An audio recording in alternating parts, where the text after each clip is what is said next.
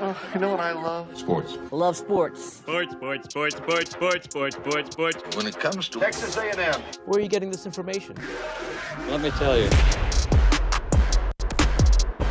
Welcome to TexAgs. I need to talk a little sports with you, Aggs. David Nuño here with TexAgs Radio. Billy Lucci here on TexAgs Radio. Olin Buchanan. We will develop men, we will graduate players, and we will win championships on the field. The best way for us to win is to do it together. Do you realize everybody knows who you are right now? I think we're coming into this year with a new confidence. Schools are like, we're freaking Texas A&M, man. Like, That's about as pretty a throw-catch combo as there is. I saw the safety roll, the slot fade. I knew where I needed to put the ball. You had no other option but one hand at that point. Yeah, man, 50-50 ball, I got to come down with it. You know, if I'm betting on anybody, it's the Aggies.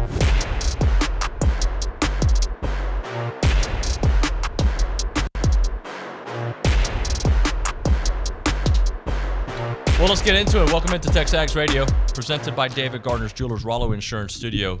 It is the Go Hour, presented by the Warehouse at CC Creations. Baseball tonight, we'll get into that. Softball with a great series victory last night, we'll get into that. And, of course, today is the day of the transfer portal. We revisit that. Good morning, OB. How are you, sir? I'm good. I got to tell you, man, I told you yesterday I'm gonna start the show again. You look like 9 or 10 years younger. The haircut really did it. The haircut. Yeah, I think it's the style and the short. It looks good.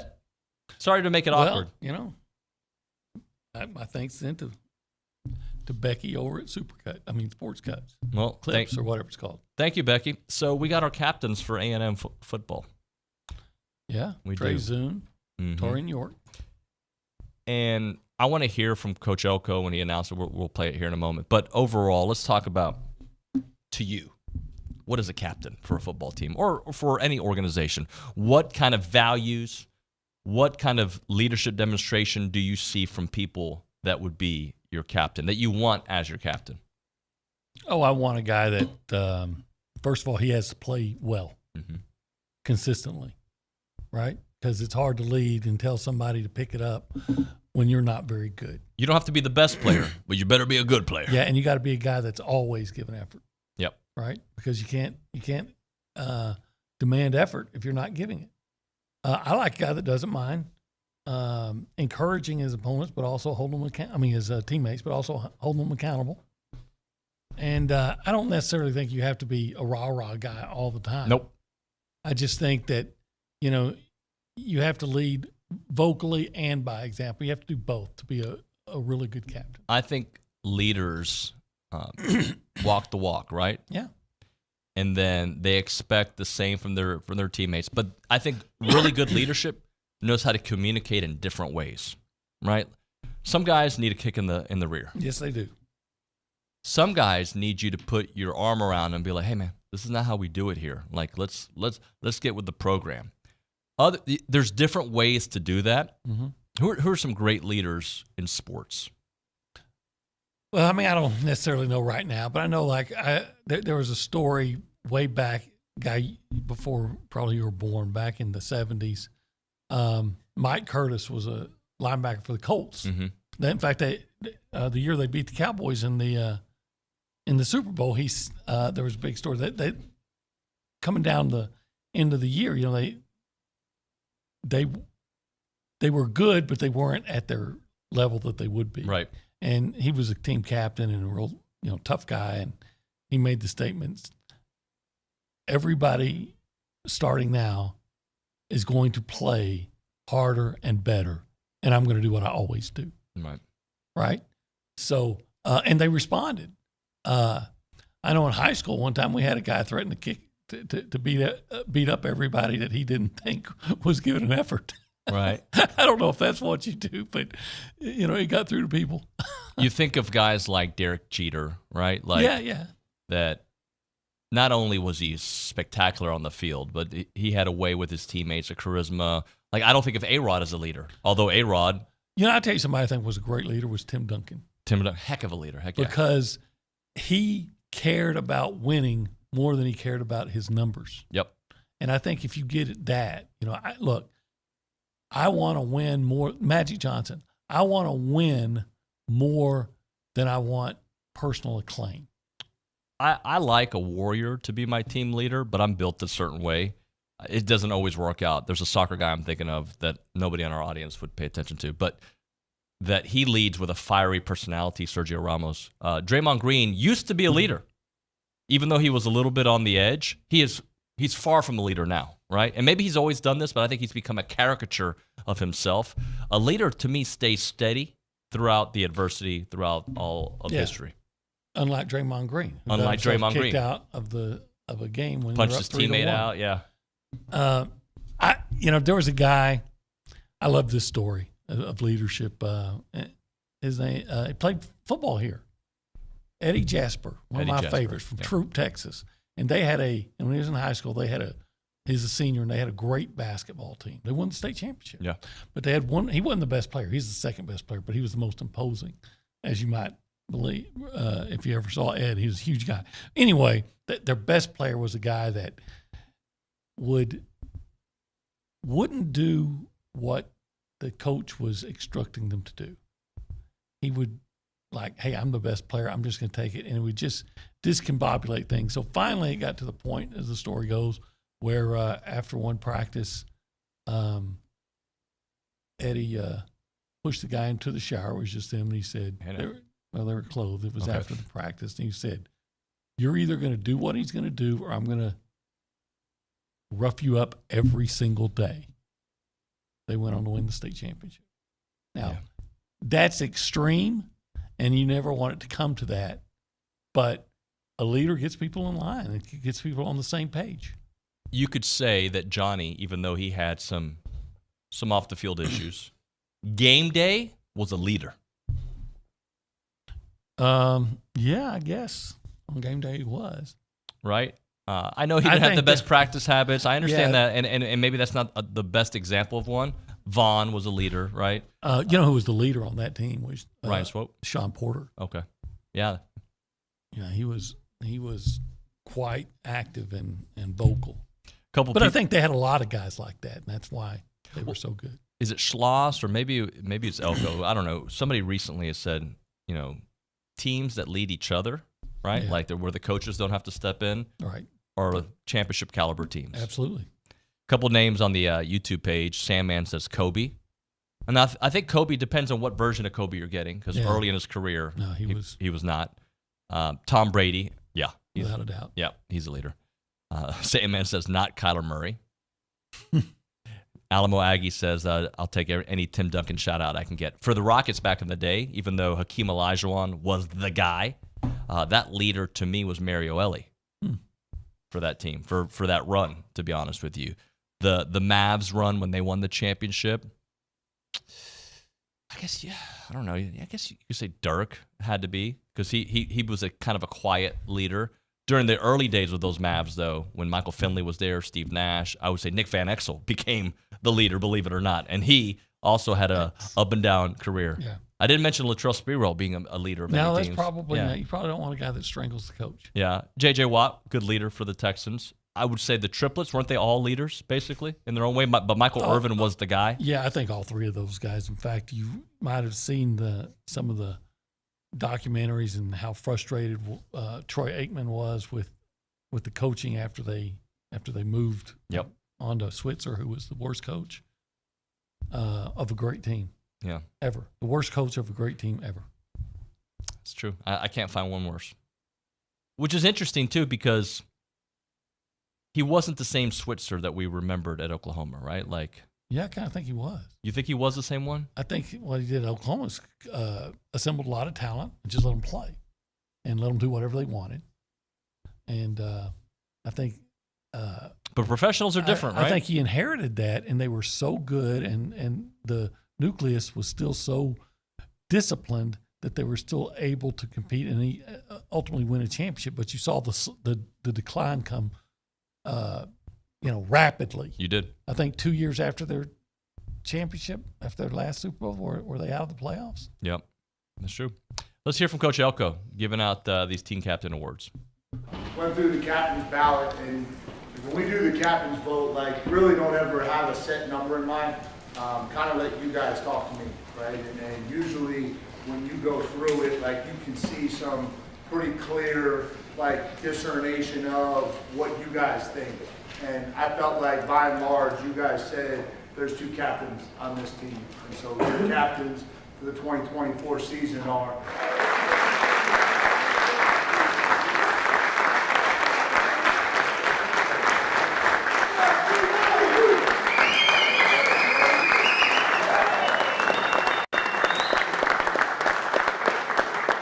Appreciate y'all. It's an honor. I'll make sure to do everything I can to get us where we want to go. I mean, this really means the world to me because I know how hard it worked to get here, and just to be my teammates to feel that I was the one to lead y'all, like that means a lot to me, bro. Y'all know it was never easy to get here, and it wasn't easy for me to even be in these seats with y'all, man. I wasn't no blue chip recruit like this. Took everything in me, so I want y'all to know that this year really means the world to me, bro. I prayed on this.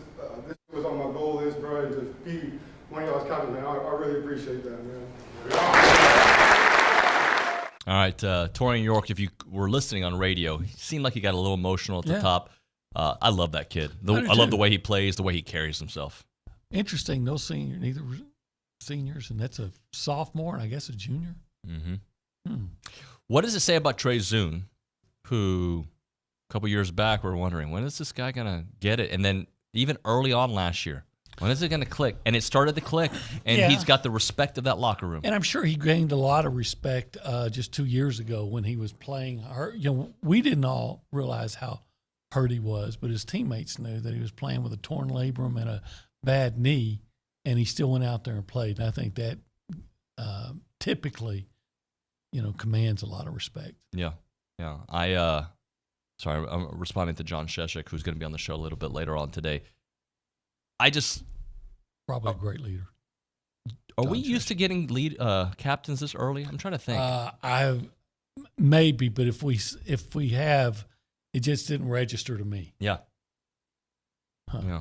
But it's right before the spring game. Mm-hmm. By the way, that's coming up on Saturday. We will have a post-game wrap. Brandon Leone will be with me on the field to do that post-game wrap. It won't be a live one. We'll post it immediately after the press conferences. We got one here from Ag 24 AEM, Tebow at Florida. Absolutely. Yeah. Heck of a leader. By the way, that is Coffee Talk, presented by TexAgs Coffee. Beat the hell out of mornings by going to texags.com/coffee. And if you want to get a free coffee, we're going to give you a chance. Let's choose a number. What number do we give today for you got to text in the word coffee. Let's go with what number, OB? Number, I don't know, for some reason I'm thinking number 5 today. Number 5, the 5th person to text in coffee will win themselves a free badge of TexAgs Coffee. We'll do that right here on TexAgs Radio. So the portal opens up, and the first one to announce, at least from A&M's perspective, the linebacker Alex Howard. Don't know much.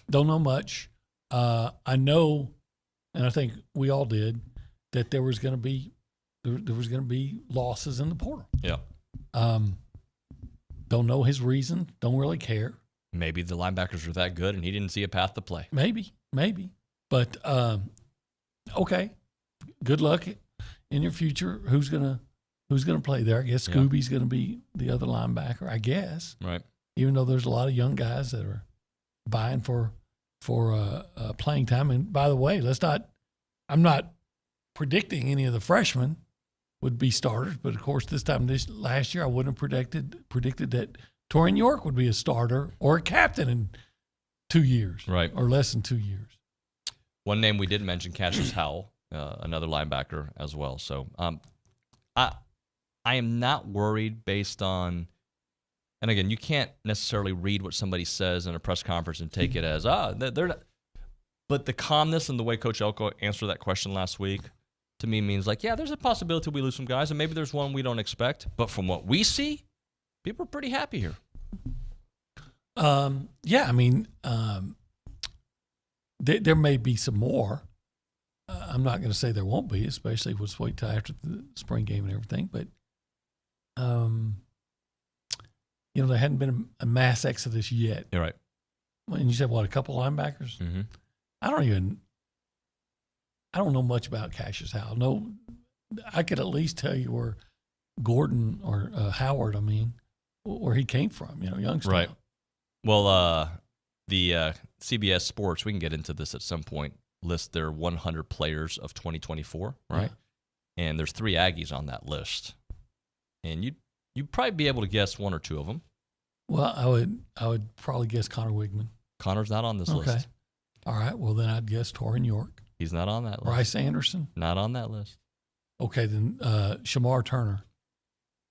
This is from former All-American and first-round NFL draft pick Blake Brockmeyer, evaluating ranks the top 100 players entering the season. All right? Is that Scorton?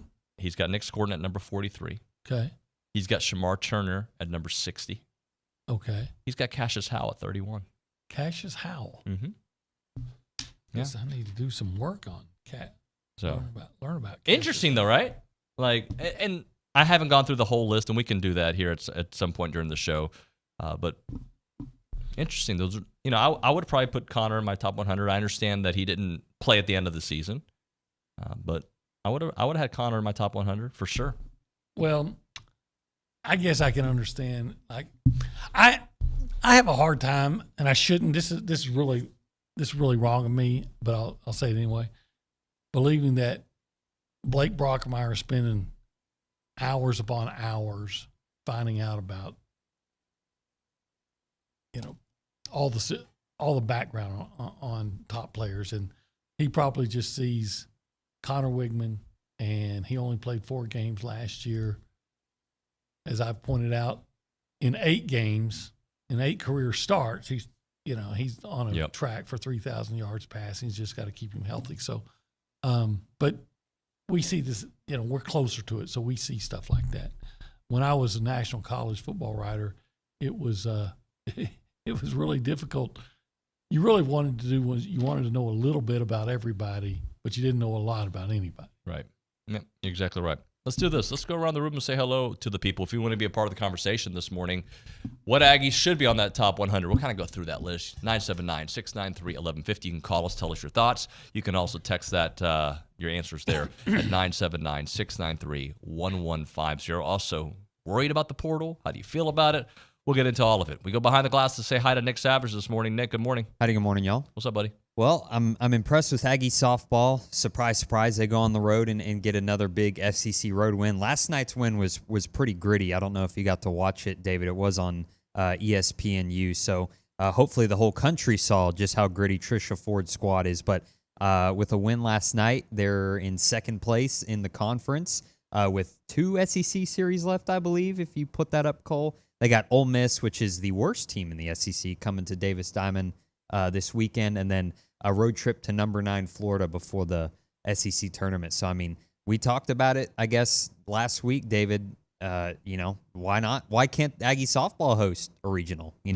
They've played themselves into a spot to do that. So, really excited with what Trisha Ford has built over there at Davis Diamond. Outside of the LSU series, this team is just all they do is win series, right? Like, that's what they do.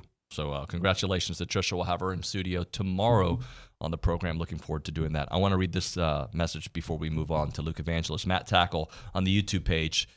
Where did he go? He goes, York will be held up high like Dat Win here and by the time he leaves. Absolutely here for it. Dat Win, another one of those leaders that we didn't mention, but there's a lot. Bucky Richardson was a leader. Oh, without a doubt. Usually your quarterback gets named a captain because the quarterback is a position that typically demands a leader. Not to say Connor isn't, but again, there's a guy that hasn't been able to play a lot. And maybe that's,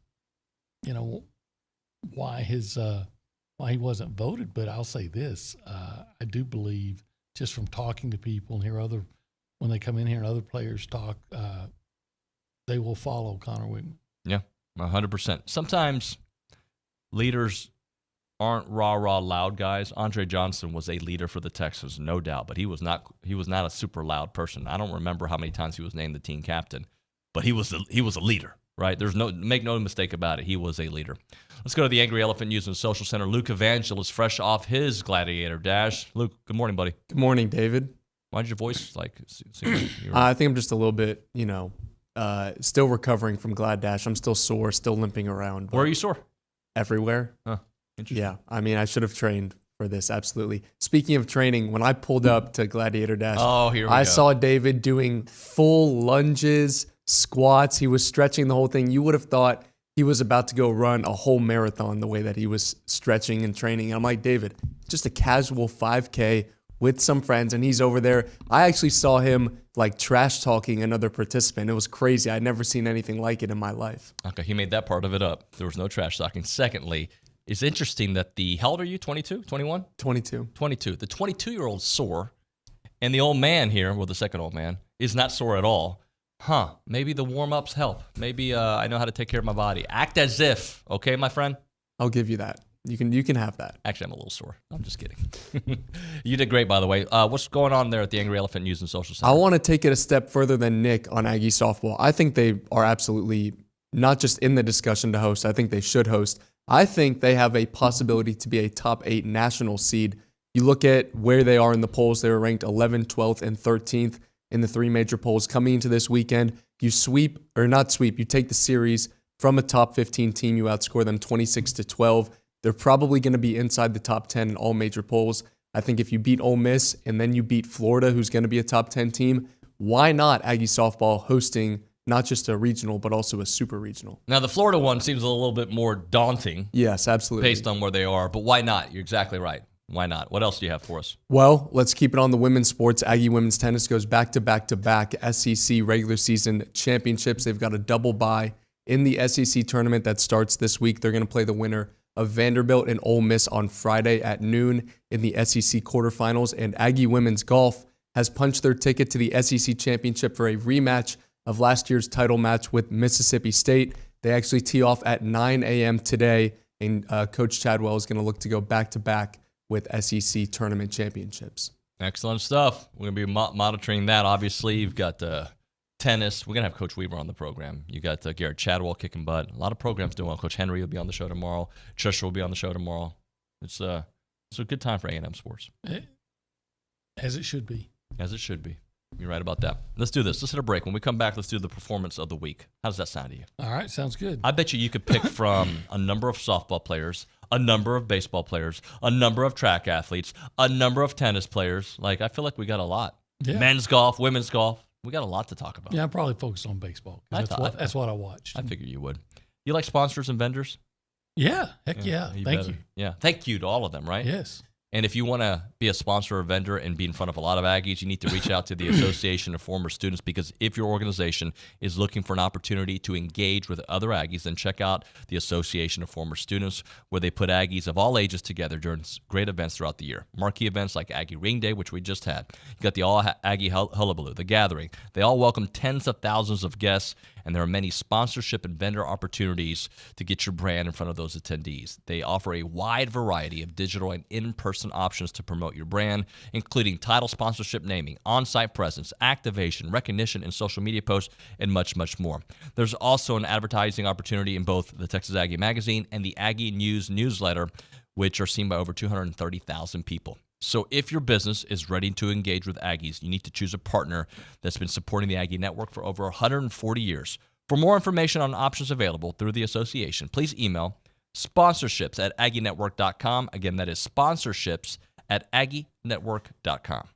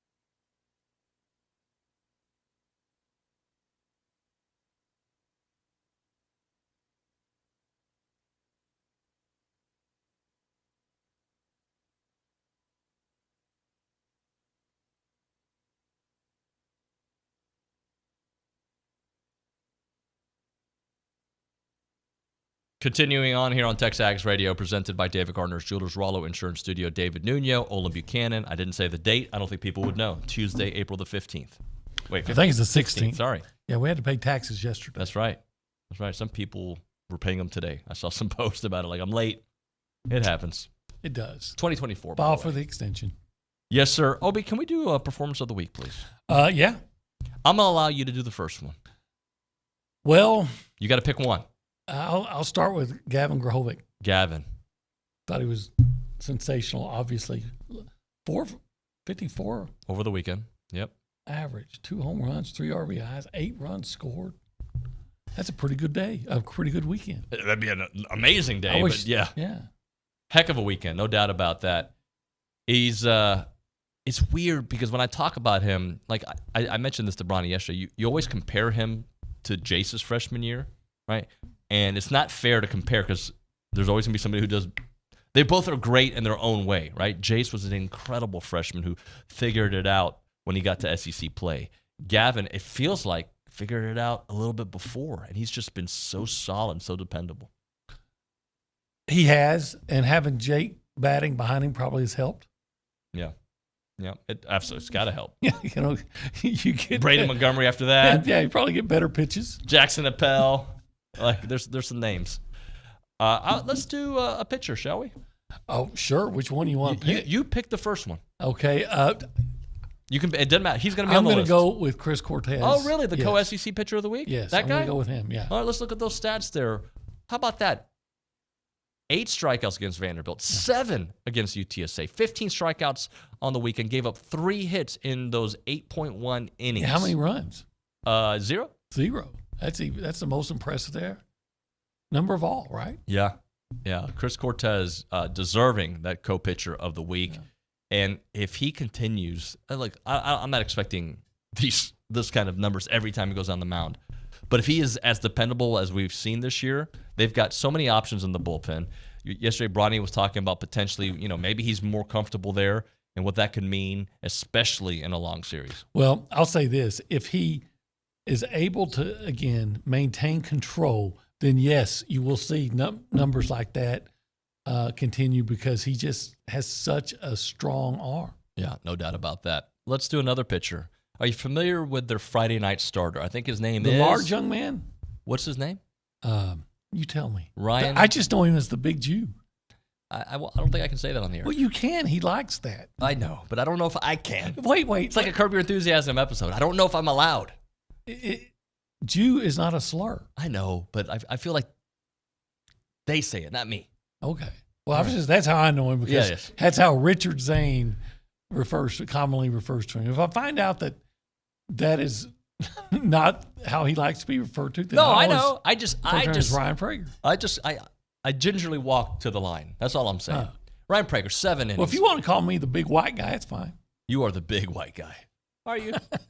4 hits, no earned runs, 10 strikeouts for Ryan Prager. Been an ace, no doubt. Been a Friday night starter. He's been amazing. Outside of one game this year, really, he has been phenomenal. And they won the game, right? Or did they not? Was that the Friday night game against Florida? Am I right about that? Oh, okay. Yeah, they struggled with that one. All right, my bad. Yeah, but he's been great. He's been fantastic. Let's do another one. Let's do another pitcher. Are you familiar with Tanner Jones's effort? I am familiar with Tanner Jones's effort. 7. Look, we haven't done 3 pitchers ever on this segment. You're probably right. Yeah, I don't remember 3 pitchers. 7 and a third innings pitched, 6 hits, no runs allowed, 1 walk, 5 strikeouts. His best outing of the year, no doubt. Yeah, it was impressive. I remember I was watching it and thinking, gosh, I hope he can keep this up for another inning. Oh, he did. Well, I hope he can do this for another inning. Oh, he did. Luke Evangelos, talk to us about some softball notes, shall you? Yeah, if you've never, that makes sense, shall you? If you've never done 3 pitchers before, you've definitely never done 4 because we're going to go with Emily Kennedy in a series-clinching performance last night. 6 innings, 6 strikeouts, only giving up 1 run and 3 hits. She is absolutely on fire. She's getting comparisons to Megan Gibson, and rightfully so. Our stats team is putting together a little report of comparing those two, and she is just absolutely on fire today. They took her out in the middle of the game and then brought her back to slam the door, and Trisha Ford is absolutely working a masterclass right now with her pitchers. So it's, by the way, my the thing that holds the volume for the entire studio fell, and I'm trying to fix it as we talk on air, OB, so excuse me as I make some corrections down here. It's been fun, though. Softball is like, you talk about one sport, you can talk about another one. The spring has been very good to Texas A&M.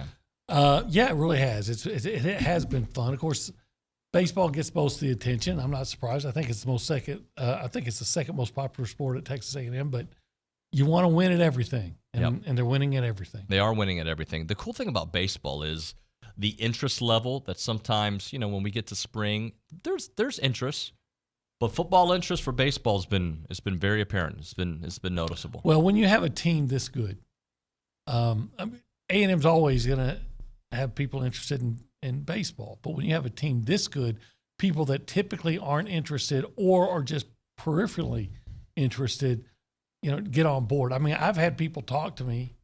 I might even be married to one that is talking about baseball, bringing it up to me. Right? I don't have to start the conversation. Hey, let me tell you what happened. No. So, in fact, I'm going to the game tonight.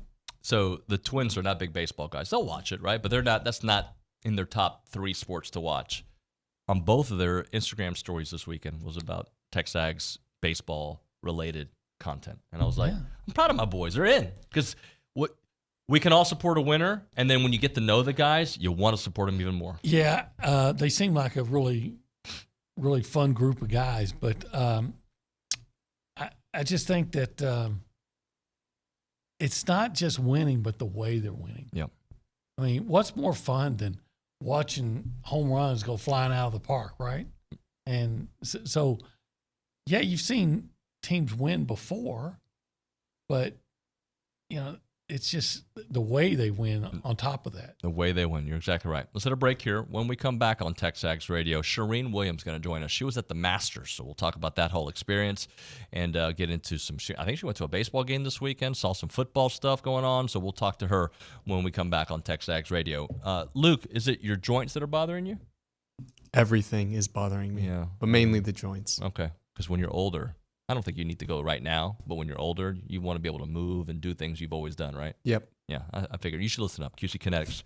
They're the nation's leader in this most exciting revolution in pain management that we've seen in decades. It's called regenerative medicine for people who are struggling with joint pain.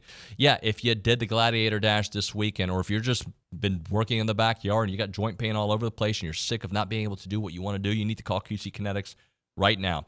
Surgery, steroids, drugs, no longer your best options. And regenerative medicine at QC Kinetics is transforming lives with innovative treatments that deliver lasting results. We're talking about natural biologics using your body's own power to repair and restore that damaged tissue. And they're under the leadership of National Medical Director Dr. Mitchell Scheinkup, and he's a pioneer in that field with 20 years of clinical experience out there. He wants to get you relief with a needle, not with a knife. So he wants to make you feel better and get you back to doing what you want to do immediately. His revolutionary approach can get you long-term relief with no downtime. Call QC Kinetics now for a free consultation. That number, 979-452-6000. QC Kinetics, 979-452-6000. That is 979-452-6000.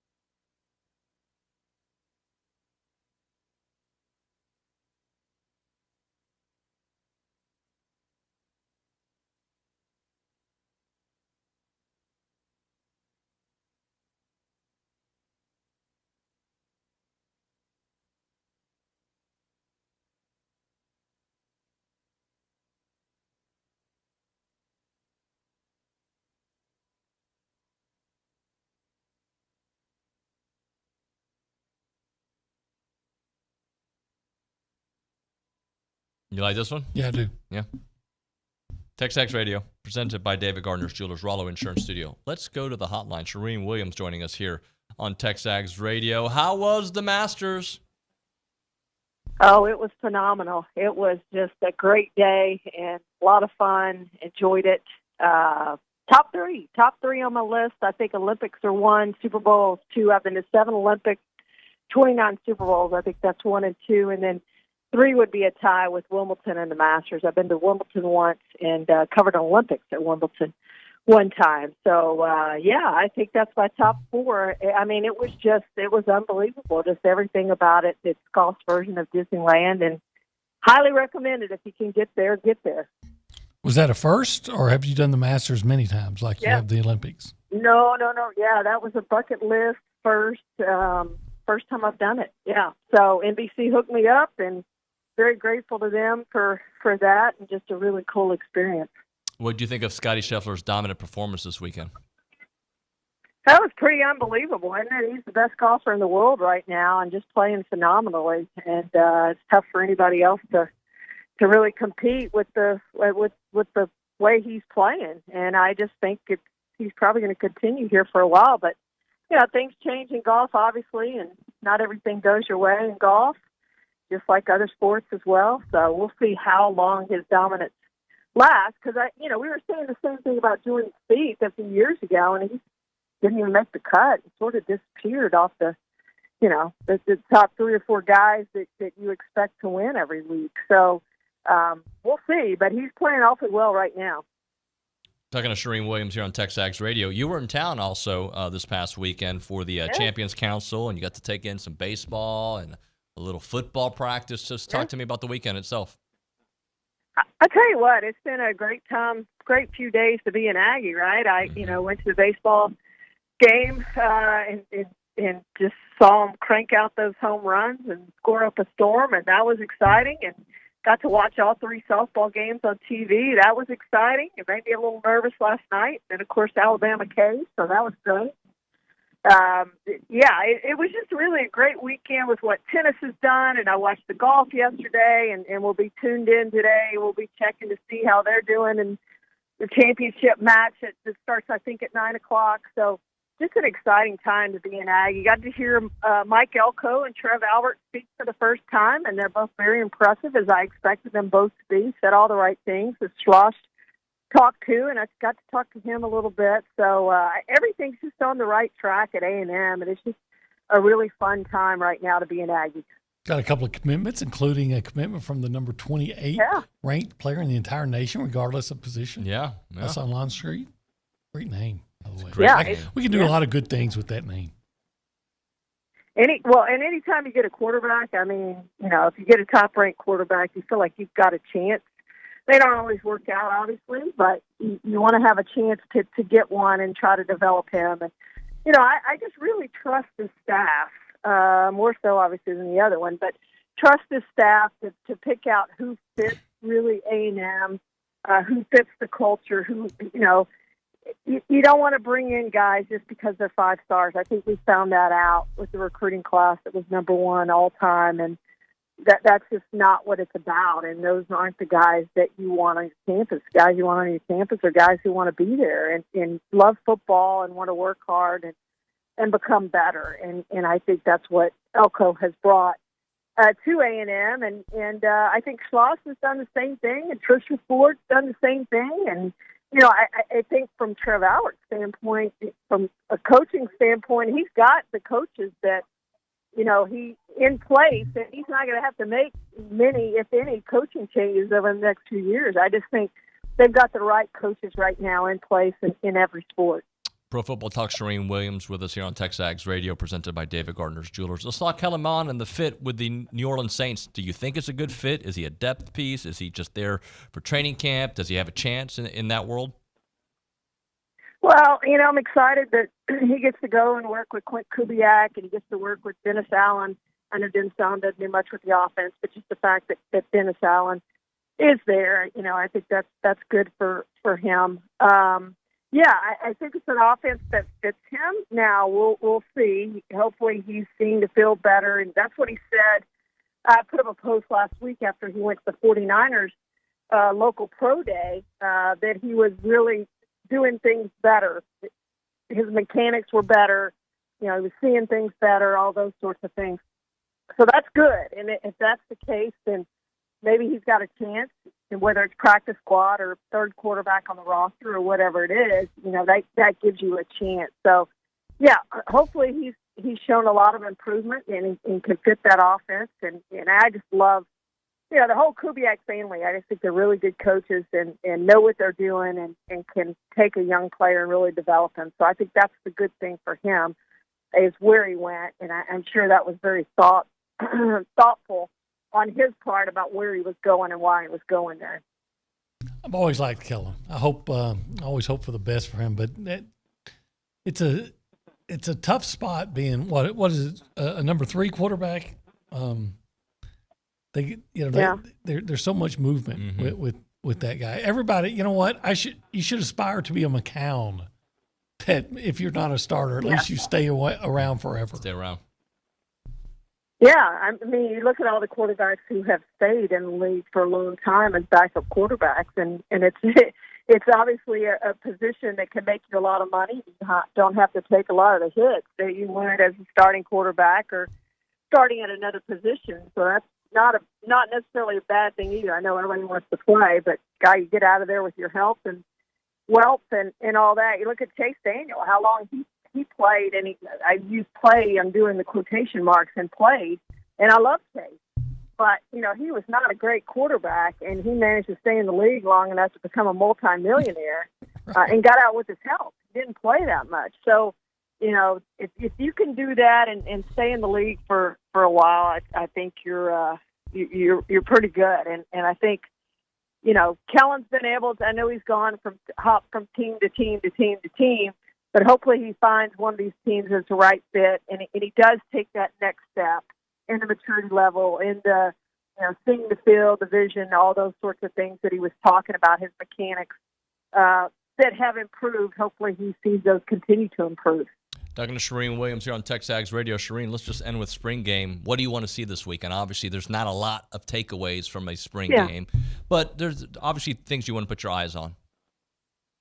Yeah, I just think the early, they've got a long way to go, as Mike Elko said, and I know they do, and there's a lot left to learn and all of that, and they still got time. But I think you just want to see the basics, getting in and out of the huddle and getting the plays in and getting off on time and, not having the big penalties and all of that sort of stuff, I think, is very important. Just basically the basics. You want the basics done right. It doesn't matter how many points they score. It doesn't matter really what they do other than get the basics right. Don't have a ton of penalties and do the right things. And I think if they do that, they're off to a great start. But, yeah, we went to practice on Saturday, and we didn't stay very long. Like, look, I've seen a million practices in my career. I don't really need to see practice. We'll stay as long as you guys want to stay. And they were, practice is boring. It's like watching grass grow. So spring game is not much better than that. It's a little bit better than that, but it's not a lot better than that. Just to go out and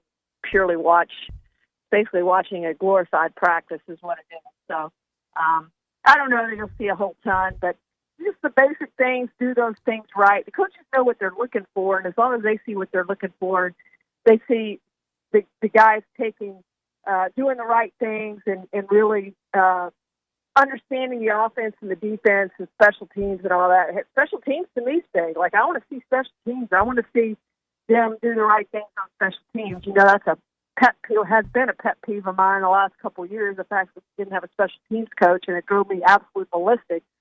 So really, more of the special teams probably for me more than anything else. Charean, great work as always. Talk to you soon. Thank you, guys. Thank you. Charean Williams on the hotline, Pro Football Talk. Hey, there's been a couple texts of people, I think maybe I misspoke or maybe I wasn't clear. Cassius Howell was not in the portal. I don't know if it sounded like we were saying. Oh, I thought you said he was. No. I was saying Alex Howard's in the portal. Yeah. And then we were talking about linebackers, and if I alluded to that, that's not what I meant. I texted back a couple folks. No, what I meant was that we have Cassius Howell, who's listed as an outside linebacker in the top 100 of CBS's. Right. And he is, He is at A&M. So if I was unclear, it was unclear because I thought you were saying that he was in the portal. I was like, oh, that's no. Alex, he's coming to A&M from the portal, right? Yeah, no, right. But no, Alex Howard's the only name in the portal. So I apologize if that was unclear. He's in the top 100 players. He is listed as an edge and a linebacker. So that's where maybe the confusion happened. So apologies if it was unclear. I still would. And no offense to him, he had 9.5 sacks at Bowling Green, but only 28 tackles. I personally still would have been more inclined to put Torian York there. Okay, in the top 100. Yeah. I mean, Torian York did it in the SEC, right? But again, some people look at stats only.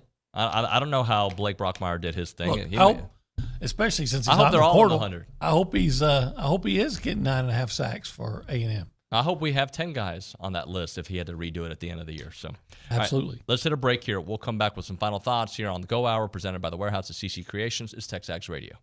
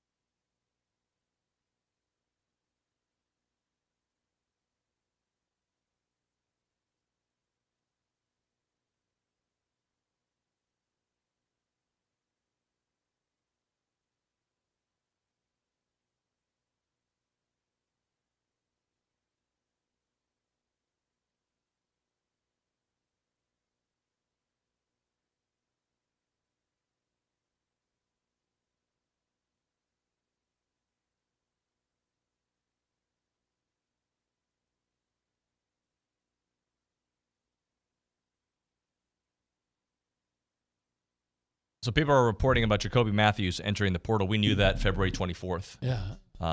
I guess he officially is in now, but the way it's reading is like he's entering the portal. Yeah, like, I think he's been gone. He's been gone. February 24th is when that report surfaced, and I don't remember the exact way Lucci presented it on air when it happened because Luch was on top of that, but something to the effect of, it's just a different fit with Coach Elko. It just wasn't, there's different expectation level. You mean like I have to show up at meetings and I have to work out?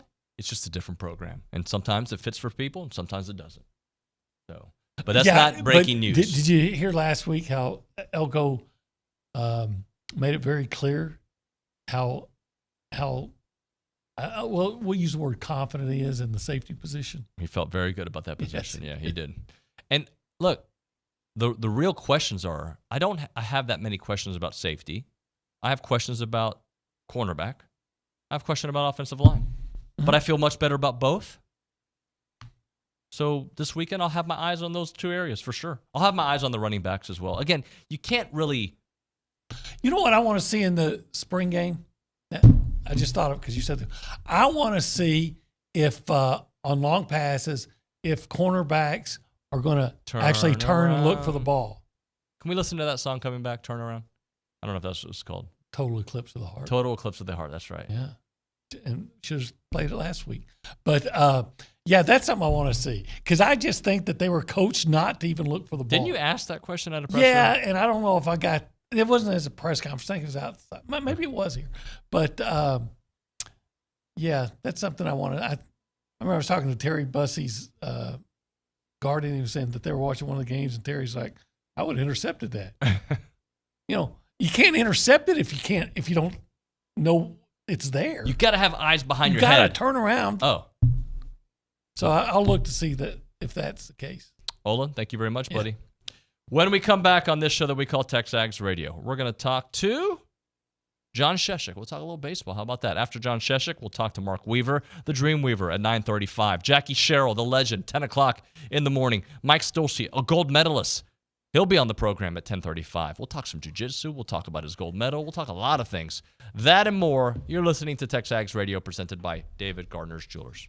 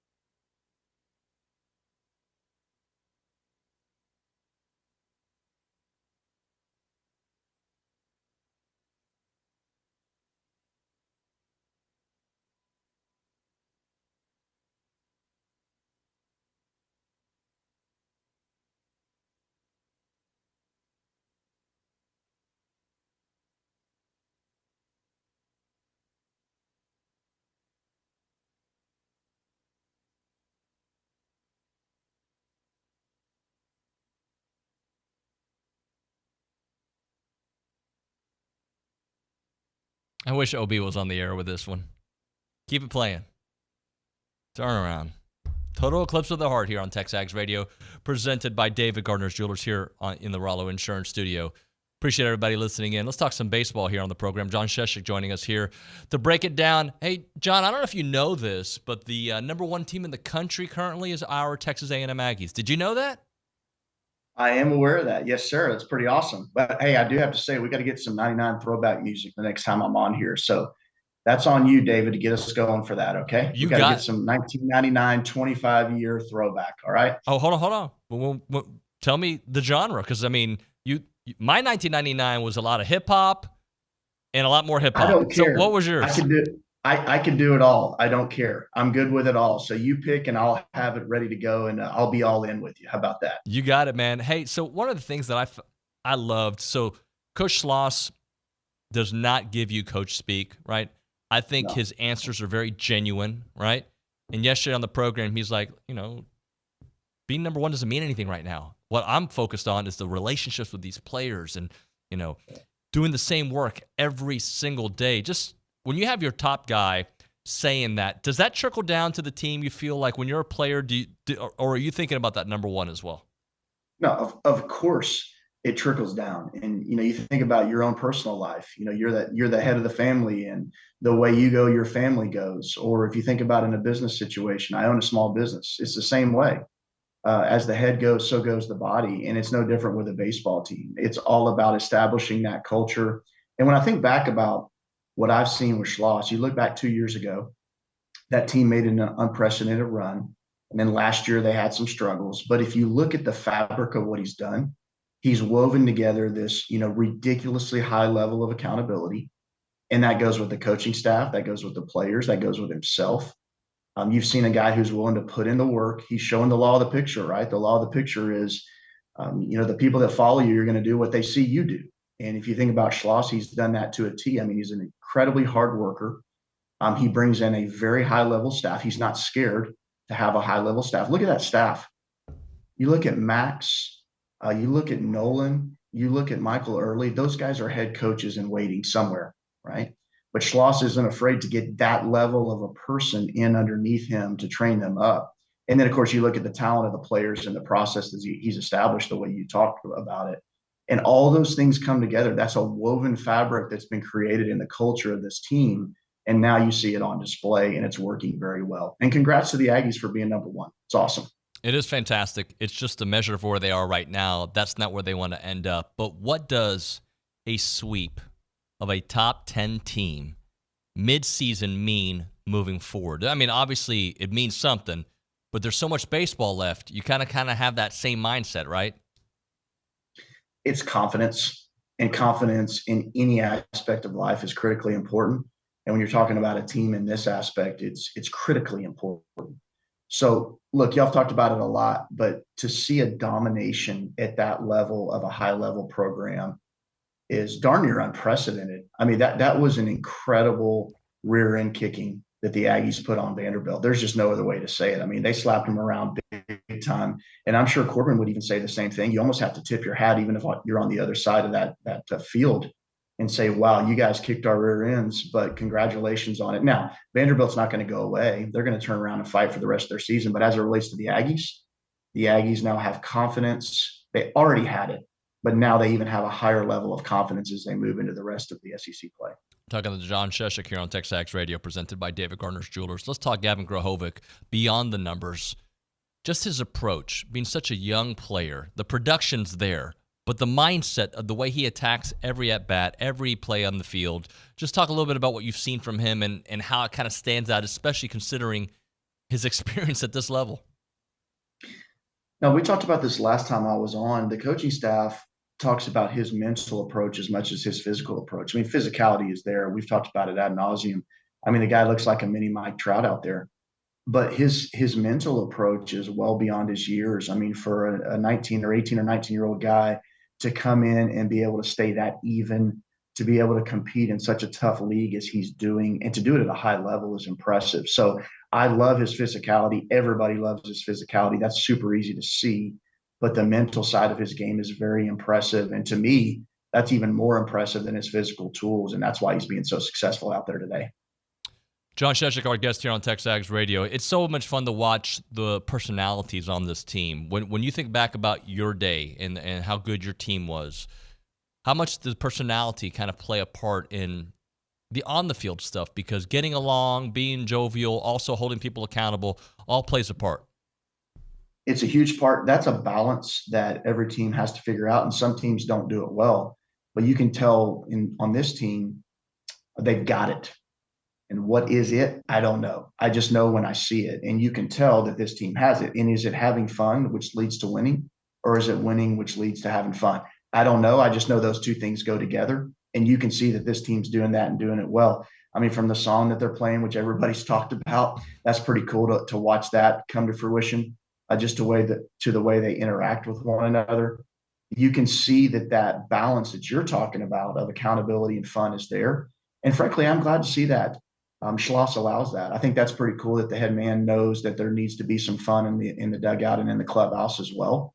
And when you see that, you can see how this team is able to channel that and then drive forward to become the number one team in the nation, which is really cool to see.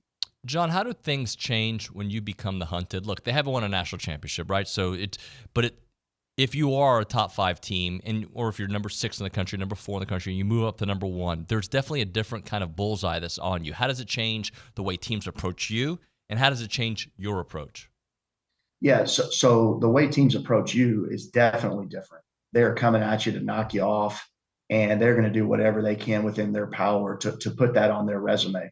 And we saw that with Alabama last week against Arkansas. They're going to have another chance to do that against A&M. So the team coming after you is definitely stronger. Their will is definitely stronger. If you're playing defense, quote unquote, as the number 1 team, you have to just continue that every day, every game mindset that Coach Schloss has instilled with this program. So I have no doubt that A&M will keep the same approach regardless of their number 1 status. But it does change it. But I think in this case, they're so talented and their culture is so strong, I don't think it's going to be an issue with them at all. I think they're going to approach the game the same way they always have and be successful at it. Isn't it great that whenever they hired Schloss, this is what we envision, right? Be in the mix. Of course, we all want a national championship. That's the goal. But also being in the mix matters. And they've been in the mix all 3 years he's been here.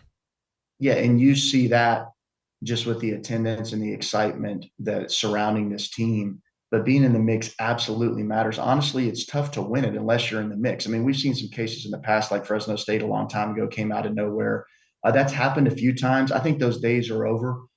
The caliber of the team that you have to win it all now is just so much higher. You've got to have, high-level players. You've got to have a high-level program. But being in the mix matters a lot. And, of course, the Aggies are there right now. And I think they're going to get it done. Whether or not it's this year or not is to be determined. But I do think they're going to get it done because they're just too solid from top to bottom in the program to not get it done at some point. And it might be this year. They're good enough to get it done this year for sure. I don't mean this as a shot at baseball by any stretch, but, can you imagine if football was consistently in the mix, right?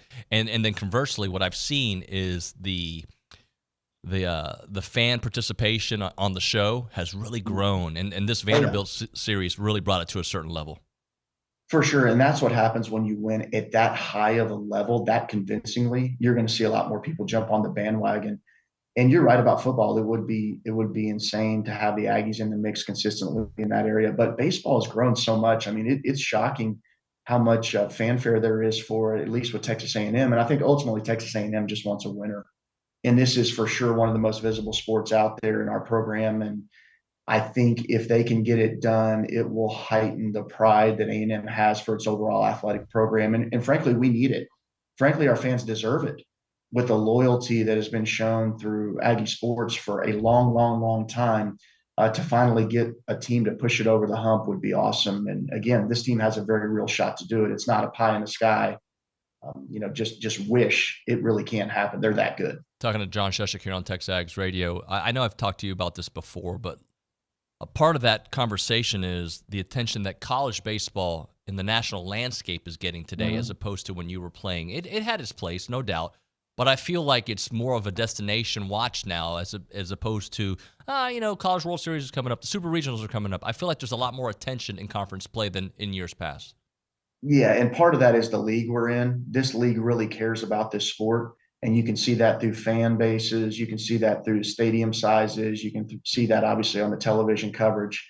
So it's definitely an SEC big time sport, no doubt about that. But overall, I agree with you. The landscape has changed. And look, I always attest it to what we talked about before. I think the lower round draft picks, not lower, the quantity of rounds in the MLB draft, the fact that the sport is constantly on TV, the fact that the sport has large stadiums and venues, specifically in our league, all of those things come together to create an awesome atmosphere for fans and something that fans are interested in. So it's really exciting. And of course, ESPN's done a great job covering the College World Series for a long time, but all of those things come together to create a sport that's really cool and on the rise.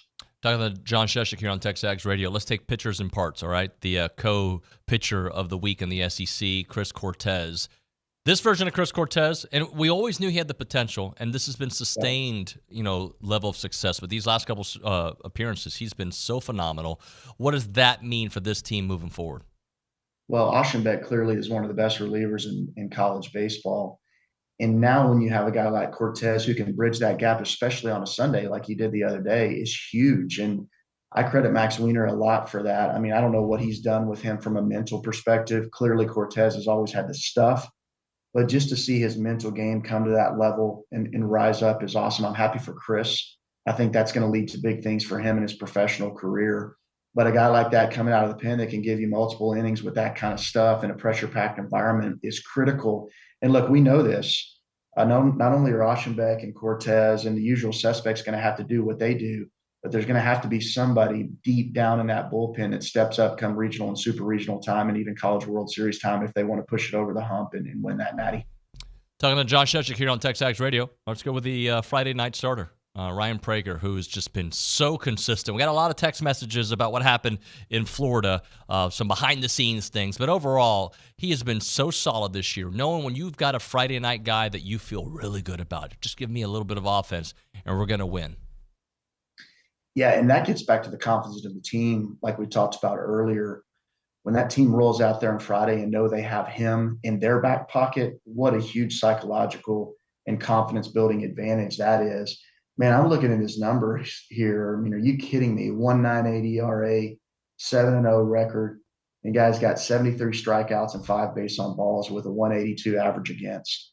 That is shocking when it comes to numbers, especially in our league. So who knows what happens in Florida? You got to flush that and move on, which he's done very well.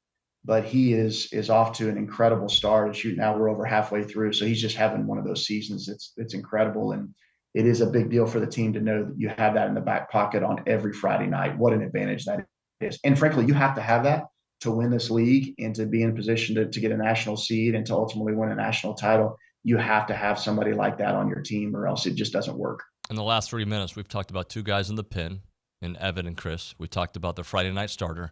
And now I'm going to talk to you about their Saturday night starter because Tanner Jones had his best performance of the year. When you got back-to-back pitching performances like that, and by the way, Justin Lampkin maybe didn't have his best performance, but we know he's been solid for this team as well.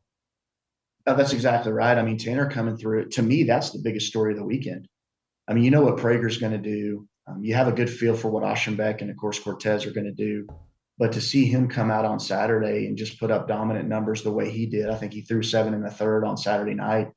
That was a big step forward. I'm sure the coaching staff would say the same thing, but that was a big step forward for the overall trajectory of this team. And, of course, we need to see him do that 2 or 3 weekends in a row, and he'll have that chance again. But, yeah, that's a big step for sure. It's exciting. John, teams that do well in the midweek games, it doesn't tell the entire story. But if you do well in conference play, and you do well in the midweek games, and this team has been phenomenal at both, that does set you up. It doesn't guarantee success, but it sets you up for postseason success.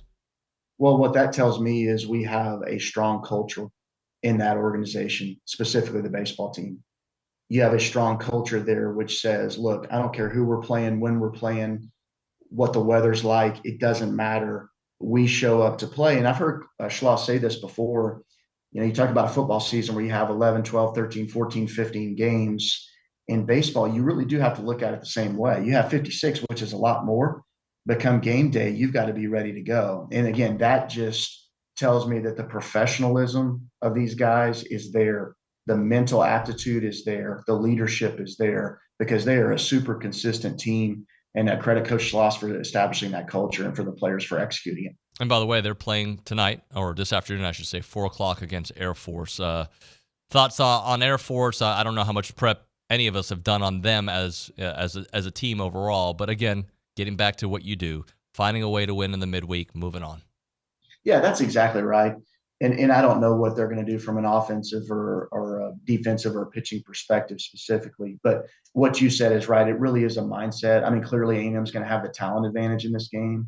But you are going to have a team that rolls in here that's not afraid to play. You are going to have a team that rolls in here that's ready to knock off the number one team. So, like you said, you got to be ready no matter who the opponent is. And I am very confident that Schloss and his group are thinking that this afternoon. I'm going to read you this line right here. This is from an A&M release getting ready for this game. The Aggies have arguably, and I think for sure, the best 1-2-3 lineup punch in all of college baseball. Gavin Grohovic, Jace Lavalette, and Braden Montgomery. The trio have combined for 141 of A&M's 305 RBIs on the year. Yeah, it's the best I've ever seen, and I've been following Aggie baseball for a long time. But when I think about MLB-type players on teams that I played on, we had Ryan Roop and Casey Fossum, and they were MLB pitchers. And then, I know we've had Waka and Stripling on the same team at times. I know Naquin's been there at times. So we've had some patches of MLB-type guys, and A&M's actually had quite a few MLB-type guys. But to have 3 top-end level guys like that in a lineup is remarkable. And the fans need to recognize that too. I mean, that is an unbelievable treat to get to watch them do that on a daily basis. So enjoy that. That's not going to be around forever. Matter of fact, Montgomery will be on this year. So enjoy these 3 at the top of the lineup because it is special and they're very good and they're leading this team as they've done all season. Impressive with Montgomery is how well he fits, right? Because that is, you could be really good, but the fit, you see the fit with a lot of these guys. Hayden Schott as well. A lot of these guys who are just brand new to the team, brand new, they're midseason. You get my point. Yeah. But it feels like they've been here for a few years. It does. And, there's a lot of work that goes from basically September 1st until today. So there is a lot of time for bonding that the average fan doesn't see. But I agree with your assessment from what I can see that they are a great fit for this program and this university. And to me, that's attributed to their parents and how they were reared and, all those things that make a human being a human being. But yeah, they've come right in and done a great job. I mean, shoot, this team's full of transfers from Ted Burton to the guys you just mentioned. So it's full of transfers, and that's where we are in today's college sports. And for Coach Schloss to be able to meld all that together and for those guys to fit in the way they have has been impressive and a lot of fun to watch. I wouldn't ask a player or a coach this, because Air Force is top of mind. But beyond Air Force, Alabama, this series that is coming up, Alabama's already proven they can beat the number 1 team in the country. They're a top 25 team in their own right. They're getting us at their home. Just your thoughts on that series, how pivotal it can be considering what you're just coming off. Well, you've got to maintain consistency in your emotions because they're on the high, right? They've got Vanderbilt coming off. They're number 1 in the country. They're on the top of the mountain. So now you got a team that's ready to punch you square in the nose, and Alabama will do that. And I guarantee you that Schloss will be preaching that all week. He's going to get through today, and then the second today's game ends, he's going to start preaching these same things to his team. Alabama will be ready to go. They could go over there and get swept, and then things, are all of a sudden in disarray. So you cannot let up. You're going to have a very competitive team on your hands come this weekend, and Alabama will be ready to go. And especially coming off their performance against Arkansas, they'll be super confident. So it's going to be a tough matchup for the Aggies, but I'm confident with their approach mentally and, of course, their talent and their leadership that they'll be just fine. John, let's close it out with this thought. At some point, they're going to face more adversity, right? It's bound to happen. It's the SEC. If it happens in the SEC play, in the SEC tournament, in the regional super, at some point, how this team responds from that adversity, which is why it's probably good to have some adversity midseason. They had a little bit, if you will, against Florida. They had a little bit in some of these midweek games against TSU and Prairie View, which they found ways to win, right?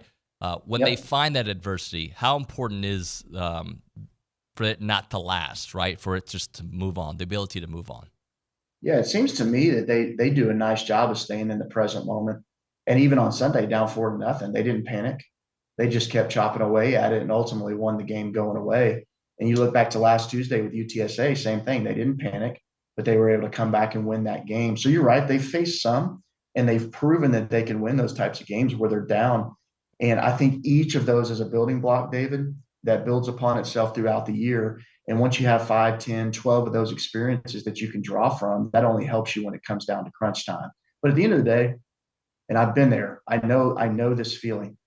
When you get into the playoffs and you have that big at bat when there's 2 outs and a guy on second base and you're up, you just have to get it done. That's really all it comes down to. The mental side of the game dominates at that point. You've got to step in there, drown out the 10,000 people screaming, drown out all the noise, and stay focused and do your job. And if you get out that time, or if you're a pitcher and you give up a hit at that time, you have to be able to flush it, because those moments are going to come right back around again in the playoffs. And whoever can handle those moments when the pressure's on is who's going to win, because the talent's there for the Aggies. John, let's get you in the studio soon, all right? Let's do it, brother. I appreciate it, David. Have a great day, man. Get that music queued up for next time. 1999, brother. Do you want Prince's 1999 or you want actual 99? I'm in. All right. I'm in with whatever you pick, and I'm in. You got it, my man. Thank you so much, John. All right. See you, buddy. John Scheschuk there on the hotline. Appreciate his time on the program. A lot of Aggie baseball to digest there. We'll get into that. We'll do a little around the SEC when we come back. But right now, let's talk about Chance McClain and Heritage Films. They make documentary films. You know it. I've been talking about Chance forever. Like, he's even told me, like, you don't even have to talk about what we do. Just, you just talk about me. Like, what? Because Chance is an everyday guy, right? He's down to earth, kind of guy that you just want to talk to. Politics, sports, life, theory, whatever. He can talk to you about anything. That's what makes him such a cool guy to do these documentary films, because no matter what group it is, like, sometimes I can be a little socially awkward. Chance is not. Chance can talk to a bunch of older folks, younger folks. He knows how to get on that level because he is at that level. He is just kind of a chameleon when it comes to situations, because he's lived life to the fullest, and he tells people stories better than anybody. That's why he does these 2-hour documentaries about families, and you can get yours done through Heritage Films. Your family business, your family ranch, your family get-together, a special holiday, somebody important to your family. He does it all with these 2-hour documentaries through Heritage Films, and I highly, highly recommend you call him today, because you're not promised tomorrow. We did my dad's story, and luckily he's still with us, but he was in his 90s when we did it, right? And he got to tell his family's story, and my kids got to hear it, and they'll get to hear it when they get older and really capture that moment. So you certainly want to reach out to Chance. You can also do a Year Flicks, which is the shorter option, 20-minute video, Q&A style, where it's more of a benchmark video for the kids, and get to find out what they're into, their likes, their dislikes, funny stories, with a green screen and some animation added to it.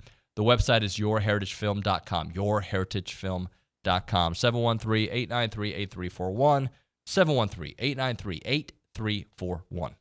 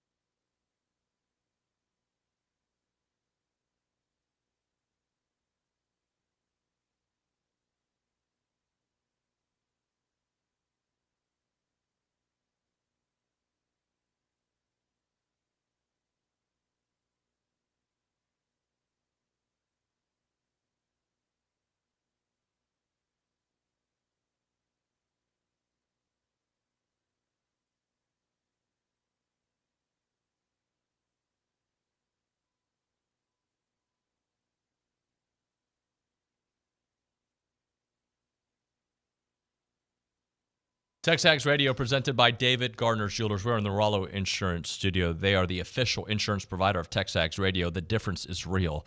They can write any form of insurance to anyone in Texas. They got several other state offices in other states as well, but they've got 54 offices in the great state of Texas. Their headquarters is here in College Station. They are local. You can call them directly. You'll see them in the community. You can call them up at 888-44-ROLLO or go to rolloinsurance.com. Let's go to the Angry Elephant News and Social Center. That's where we find Luke Evangelist. Luke, I know a lot of people have been texting in about the portal, about softball, about baseball. We got a lot of different storylines in the works today. Yeah, we're going to start with softball. Hank in College Station said last night for softball was a gritty win, absolutely, but it also clinched A&M's first ever series win at Alabama. I didn't even know that A&M had struggled that much with Alabama. And actually on Sunday when they won 17-6, that was the first game they had ever won at Alabama since 2015. So not just a remarkable 9 win for years? A&M. Yeah, it's been 9 years. That's how different things are for A&M softball now. It's interesting when we had Trisha here last week, or 2 weeks, whenever, it's 2 weeks ago tomorrow, she mentioned, I should say, that Alabama, like that's a place that she had been to many times with Arizona State, and that's where they would send her, and or send them, I should say, and it was always a struggle. Absolutely. Well, they've certainly come out the other side, a better team forward, and I'm looking forward to seeing the new rankings. I know they're about to drop probably in a couple hours, and I would expect to see A&M softball. I would say, I don't want to say firmly, but I would be surprised if they weren't inside the top 10 with all the major polls. No doubt about that. Yep, I've also got another text from Matt in San Antonio. Says, players like Torian York becoming a captain after just 1 year shows why you want some 3-star players with a chip on their shoulder. Anais Smith was another great example of that. Yeah, and they're different personalities, obviously, but what I love about them is that they have this chip, but with this grace and this class that goes along with that chip. Sometimes when you have a chip, you're kind of angry at the world, right? These gentlemen, and Torian York, the newest captain, right? He comes across as just so grateful for the opportunity, grateful for his teammates, and grateful to play football. That's how he speaks. I've had interactions with him in person. He's that way in person, and you can see it when you listen to the video of him accepting being one of the captains. Like it's an emotional, genuine response, Luke. Yeah, he's really authentic. I agree with everything you said. Every time he comes in, I swear they're doing a Texas Aggies United interview with him every other week here. He's just that popular to have on. And every single time he comes in, he always shakes everyone's hands, treats everyone with great class and respect. And yeah, he's not just a great football player, but also a really great young man. Yeah, no doubt about that. What else we got? I've got some A&M basketball scheduling news. So John Rothstein announced that A&M basketball is going to play at Purdue. Well, technically not at Purdue. It's going to be at Gainbridge Fieldhouse in Indianapolis, which is 1 hour away from Purdue. So kind of doing the same thing they did with Houston last year, where it's technically a neutral site game, but it's not. It's really not. You're going to be playing pretty much to a sold-out Purdue crowd. That game's going to be on December 14th, so buzz continues to ramp up the out-of-conference scheduling. And you got to admit that last year, that out-of-conference scheduling, that win against Iowa State, going at Virginia, at Ohio State and winning, that's what saved their net ranking, and really that's why A&M made the tournament, was because of what they did in the non-conference schedule. So if you look at what they're going to have next year, they're going to have an ACC-SEC challenge game at home because they went on the road last year. They're going to go at Purdue, and then Ohio State, if you remember, they scheduled a home-and-home with them. So Ohio State will be making the return trip to College Station this year. And I actually have some transfer news about Ohio State. Kentucky's five-star or former five-star freshman Aaron Bradshaw announced that he's going to be transferring to Ohio State. So A&M is very familiar with him, beating Kentucky twice this year, and they're going to get him back in College Station, this time in the non-conference. So should be a really interesting matchup. Ohio State getting a new head coach. It's going to be probably a different team than what A&M saw last year. So really excited for that one. Yeah, no doubt. Hey, I don't believe we mentioned Wade Taylor getting that award. Do you have that information on you? Yes, I believe it was the Buck Weirus Spirit Award. Correct. It's given to, I think, only 60 students every year out of the 70,000 plus students that go to A&M. And I don't have the direct description. I have it here. I'll read it out Okay. loud, and then you can get a little bit more specific on it. The Buck Weirus Spirit Award is for demonstrating high involvement, creating positive experiences throughout the Aggie community, impacting student life at Texas A&M, and enhancing that Aggie spirit. I tell you what, Wade Taylor has done just that. I mean, bringing the basketball team together. It seems like in the last couple of years, Reed Arena has really come alive, and Wade Taylor has played a huge part in that. You obviously there's really nothing like being an A&M student. You get a sports pass, you get to go to all these games, but at the same time, these athletes are creating a really incredible experience and a lot of incredible games for students to come watch. So I completely agree with that. He has absolutely enhanced student life and really created a really strong sense of spirit around A&M sports and especially A&M basketball. And you see those basketball guys, they're at every other game. You look at Jalen Henderson, he's at basketball and baseball games. Anderson Garcia going to softball, baseball, he's everywhere. So you can tell that these Aggie basketball players really care about the sports on campus. You know, another one that we didn't mention there, Henry Coleman, right? Oh, yeah. Henry is all Aggie, right? Like that's just how he lives his life, not his wife, his life. His mom, by the way, was in town for a baseball game this past weekend. She was tweeting about that experience. Yeah, she said we need Bubbles and Reed. I'm totally on with that. I just don't know. Every time you dunk? I think every time you score, the whole arena would be like 98% bubble, 2% air by the end of the game. Think about what a wet floor would do. Right, that's what I'm thinking. That's dangerous. Too much humidity in the stadium. You can find a different tradition. Maybe something marshmallows. Throw marshmallows. I don't know about. We're not Tennessee, all right. We don't throw things at our athletes when they're on the court or the field. Try to catch it with your mouth. Throw it up like that. Okay. Sound effects and everything right there. Yeah, that was great. I want to give an update on the SEC baseball standings real quick. A&M, the big news, they're now the number 1 team in the country. But even similarly important or more important, they are now just 1 game back of Arkansas for first place in the SEC West. Mississippi State is 4 games behind A&M, so a little bit of a cushion between those 2 teams. In the East, Kentucky continues to dominate. They're 14-1 in the SEC. Tennessee is 4 games behind them, and South Carolina and Vanderbilt are 2 games behind Tennessee. If the SEC tournament started today, which it doesn't, but thankfully for LSU and Auburn, they have more time to make up ground. LSU and Auburn would be the 2 teams sitting at home during the SEC tournament. The defending champs, LSU, are just 3-12 in the SEC, and unless they turn it around quick, they may not be playing ball in the summer.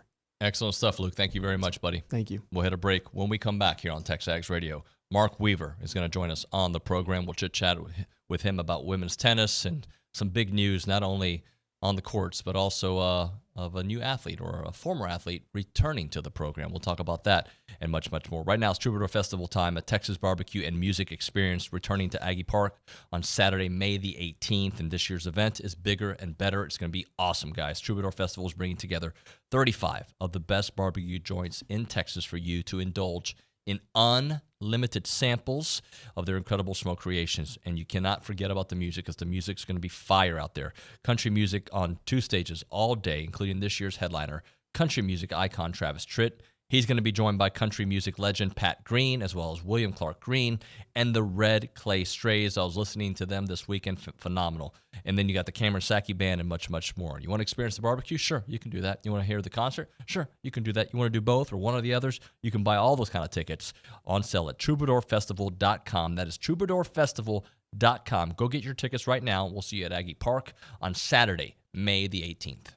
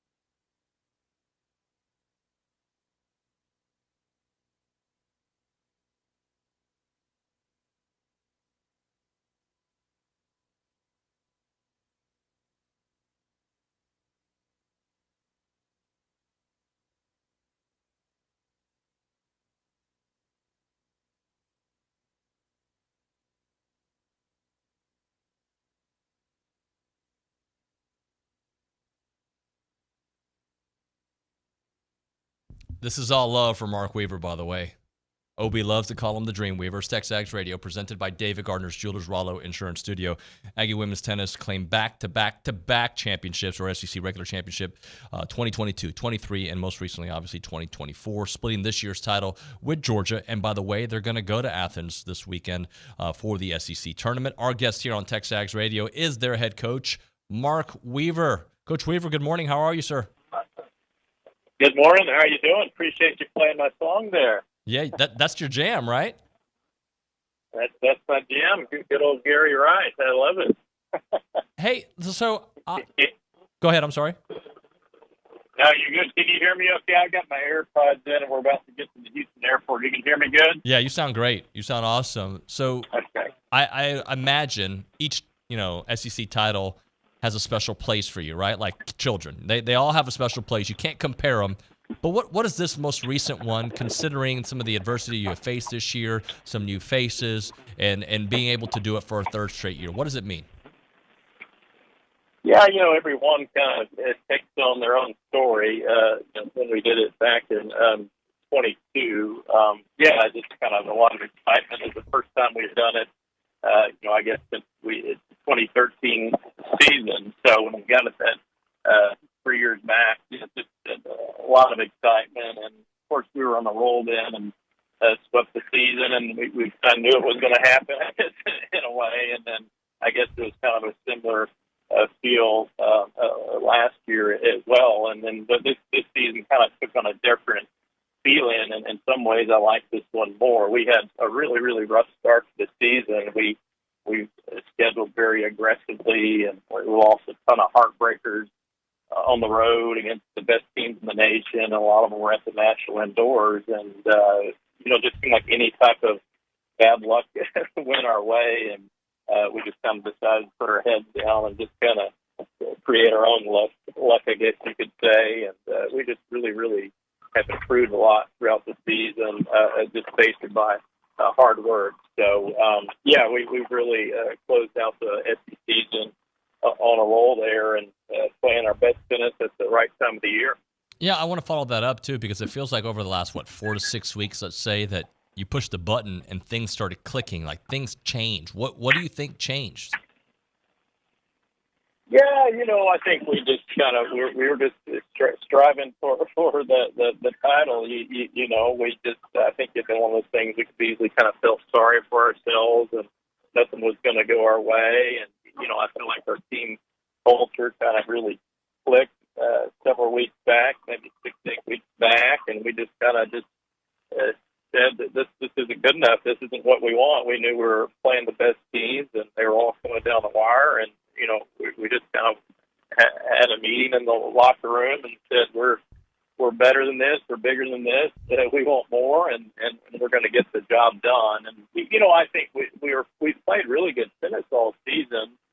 Early in the season, our top three just hardly lost matches, and we were struggling a little bit kind of towards the bottom, and Luciana Perez at 4 just has really, really taken it to another level about mid-season. I think the Tennessee match really turned for her. She was down 6-3 in the third set tiebreaker in the deciding match, and I think ever since that match, her confidence has really taken off. Luciana's a French Open junior finalist, and it just, college tennis takes on so many forms. The pressure of playing for your teammates and your university, there's a lot of distractions, and I think she's just gotten a really good feel of what college tennis is all about, and she's playing some great tennis now. And Jeanette Morales now, she's playing the best tennis of her career. She started out really slow this season, and then she's on a roll there. So, we've made some big improvements. And we tweaked the doubles lineup as well about mid-season, made some changes there, and we started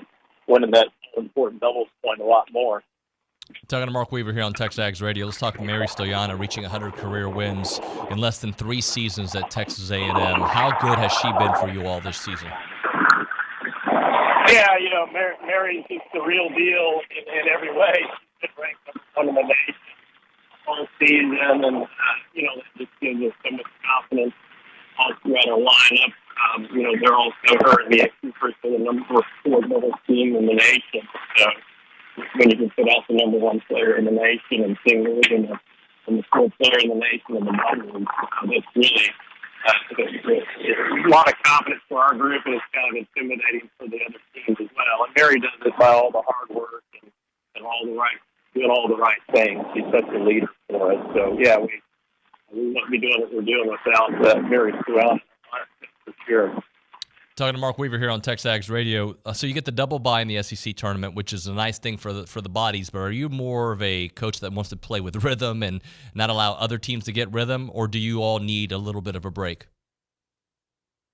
Well, we kind of speak a little bit about that with Nicole Charean. Nicole, she was off playing Stud in Lithuania. She played 3 straight matches there. She flew in the day before against Auburn, and just a lot of wear and tear on her. So she played unbelievable tennis on Friday against Auburn, and I think it caught up with her a little bit on Sunday, although she actually won pretty commanding there on Sunday as well. She could use a couple days off, that's for sure. And yeah, I honestly don't like the whole double bye because the other team's already played a match or two. I like the rhythm, like you said.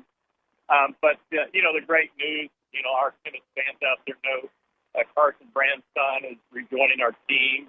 She'll be playing the SEC tournament and the NCAA championship. And, Carson is playing best tennis of her career right now. They do this called the Universal Tennis Rating. She has the highest rating right now of anyone in college tennis right now. So we're going to add her to our singles and doubles lineup, and it's going to already take a very good team to another level there. Well, let's talk about it. How did it all come together with Carson? Because I remember when she announced that she was going to move on, but she had the hip surgery, and now kind of like a bolt of energy maybe for the team overall. Yeah, I think it's a bolt of energy, just kind of that extra bit of confidence, a little extra swagger in our stuff. And, Carson's one of the best players that ever played at Texas A&M. Her resume is off the charts. And, she felt she didn't like how her story ended here at Texas A&M with her hips, and she had the surgery. And, that was really some rough times for her. Last year we were, had a great shot at winning the national title last year, and unfortunately that happened with her, and she had to take care of her body. Our health is the most important thing, and she played. I guess the last match she played for us was that South Carolina Florida weekend, and then she just knew it was too much and couldn't take it anymore and needed to get the surgery. And she had the surgery, and I think it was late April, and she had like a very speedy recovery, far ahead of what the doctors and everybody thought it was going to be. And she's come back stronger than ever. And, she's been off playing tournaments on her own, and just playing unbelievable right now. And she's just on a roll, and like I said, her UTR is like an 11.53. It's higher than anyone in college tennis right now, and those rating systems are pretty accurate. And she actually just started back practicing with us a couple days ago, and she looks great. She's moving better than ever, and we just added a All-American singles and doubles player to our lineup, to a team that's already definitely headed in the right direction. So there's a lot of excitement right now with the team and our program and all of our fans out there, that's for sure. All right, let's close out with this. How much does it help that you all had that tough schedule to get you ready for the SECs and the experience that you already have leading into this great tournament? Yeah, that's a great question there, and we did that tough scheduling. We're trying to find every little angle we can to get the ultimate prize of winning the national title. That's what we want. We, of course, love our SEC titles and don't take those for granted. But, yeah, ultimately we want to win the national title. That's why we scheduled so hard early in the season. I think in the previous 2 seasons, perhaps the schedule wasn't as tough as it could have been, and we didn't have many losses. And I think, it's the old saying, you learn from your losses. And I think we've learned a lot from our losses. Not that we had that many, but we had more than we've kind of been used to. I think we had twice. It's probably 22 and 23 season combined. We didn't lose as much as we did early this season, and I think it's made us stronger. I think it's made us tougher, and I think it's made us a better tennis team. So we're we actually like how things kind of have gone this season, and I don't think we'd be where we are today if we perhaps had a better start to the season than we kind of had liked or planned. But yeah, I think you got to schedule the best to be the best, and that was our mindset going into this season. Mark, safe travels, enjoy the tournament, win the tournament, and keep on winning. We'll get you here in studio soon, all right? Thanks a lot. Appreciate it. Thanks for talking, and I'll see you in the studio soon. You got it, my man. Thank you so much, Mark. Mark Weaver there on the hotline. You too, sir. Love talking to Mark here on the program. I see him around town, always so happy. And by the way, think about how cool of a story it already is, but how cool of a story it could be. You get an All-American to join you right before the SEC tournament, right? And then you go win the damn thing. Think about how cool of a story that is. She was with you. She gets injured. She's like, I don't know if I'm going to play this year. And she gets healthy enough to say, you know what? My story isn't over. I got more in the tank at Texas A&M. Let's go win a national championship. And she comes back, and if she's part of the plan to get there, how cool of a story would that be? It's a cool story regardless, but think about that, how that would all look. It's going to be fun to monitor what they do this weekend in Athens, and, of course, beyond all that. Let's do this. We're going to hit a break. When we come back, we'll come back with a short segment and get you ready for Coach Sherrill, who's going to be on the program at around 10 o'clock. But right now, I need caller number 1. We're going to give you a free car wash from Aggieland Express Car Wash in South College Station off of William D. Fitch in Greens Prairie. They're Aggie owned and operated with the friendliest staff and a personal touch. They offer a monthly membership. But we're going to give the first caller a free car wash right now from Aggieland Express in South College Station. That phone number is 979-693-1150.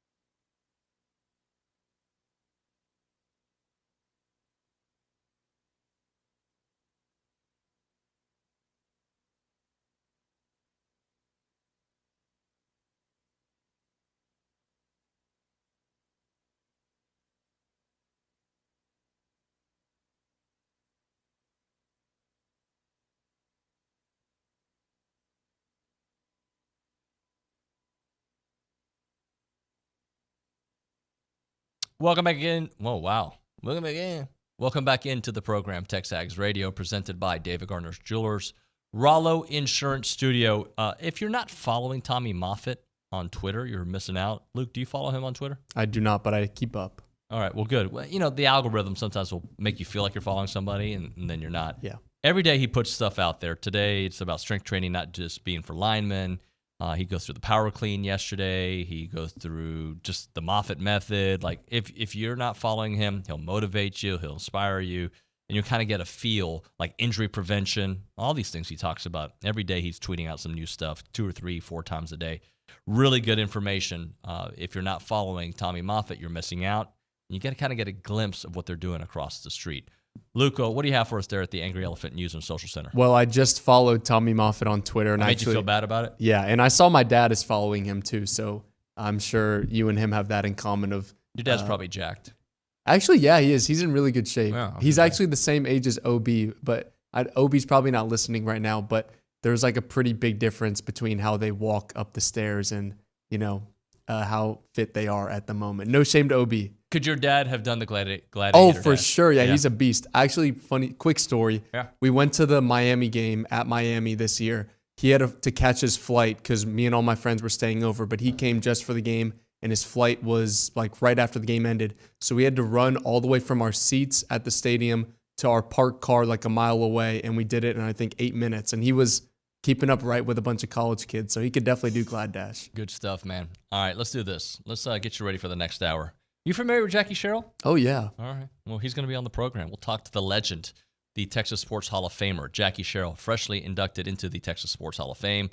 Talk about his time at A&M. Look, we've had him on the show before, but it's always good to relive some stories and just talk about what this weekend meant to him, the 12-man kickoff team, all his legacy, and we'll get into that. We'll also talk a little LSU football at 10:20. Just want to talk about the landscape of the SEC and where LSU fits.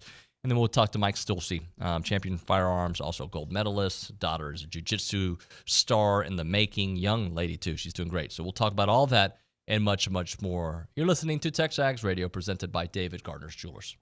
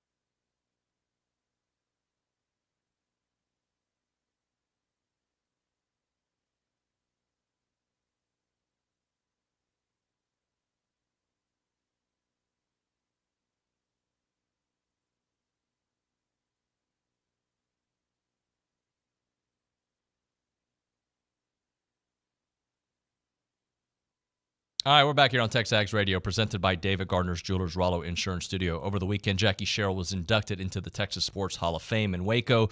To talk about that, his legendary career, and of course, things happening here at Texas A&M right now, we go to the hotline. We're joined by Jackie Sherrill. Jackie, good morning. How are you? Doing great, thank you. Thank you for being on the program. Look, I've told you this many times. I've said this story on the air several times, but I like revisiting it because the impact that people in positions of power like you have lasts a lifetime, right? I met you in 1988 at Lake Conroe, Walden, the golf course. I was a 12-year-old boy, and you signed an autograph for me. You shook my hand. You couldn't have been nicer. We chit-chatted about football. We chit-chatted about Bucky Richardson. It was cool.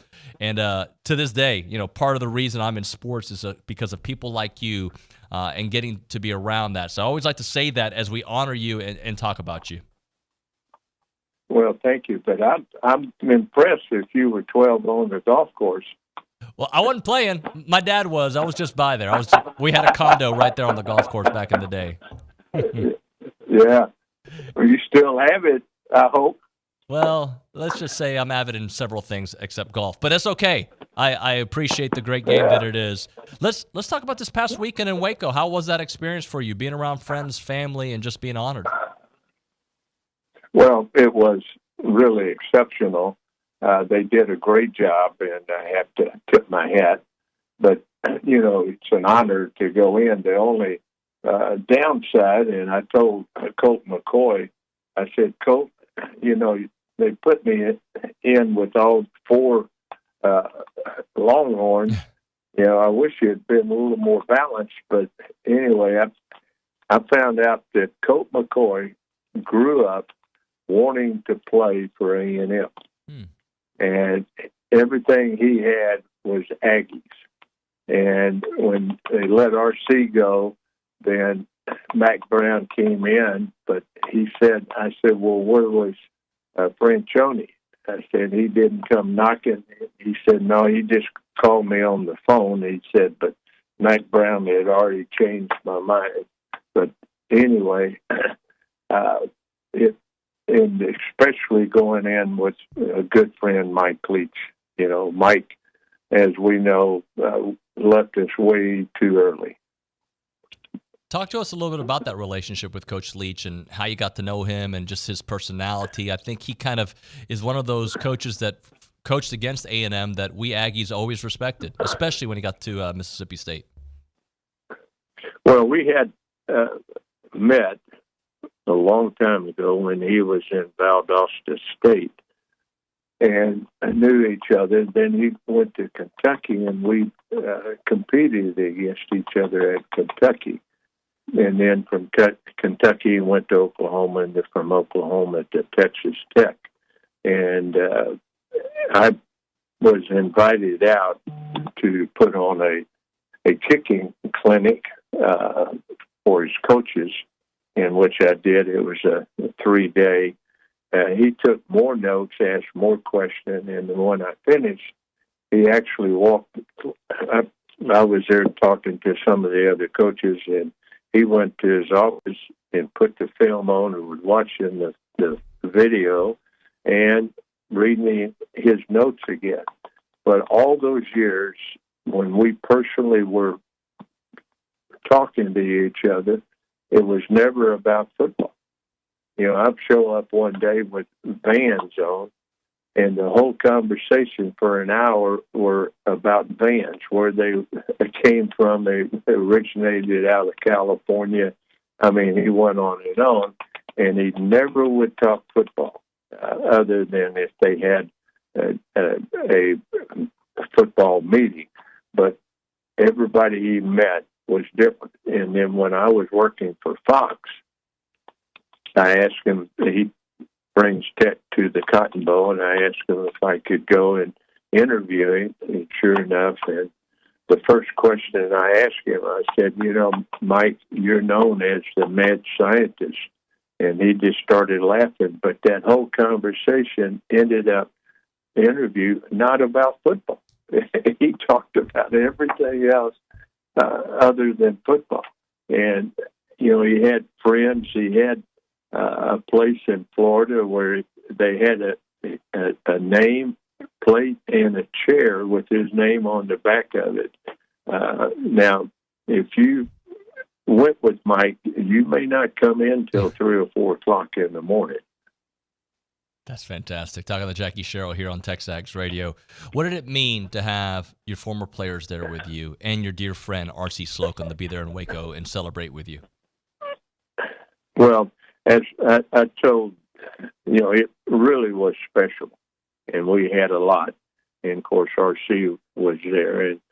And as a player, you get into Hall of Fames or become by the talent you have, but also the help of your teammates.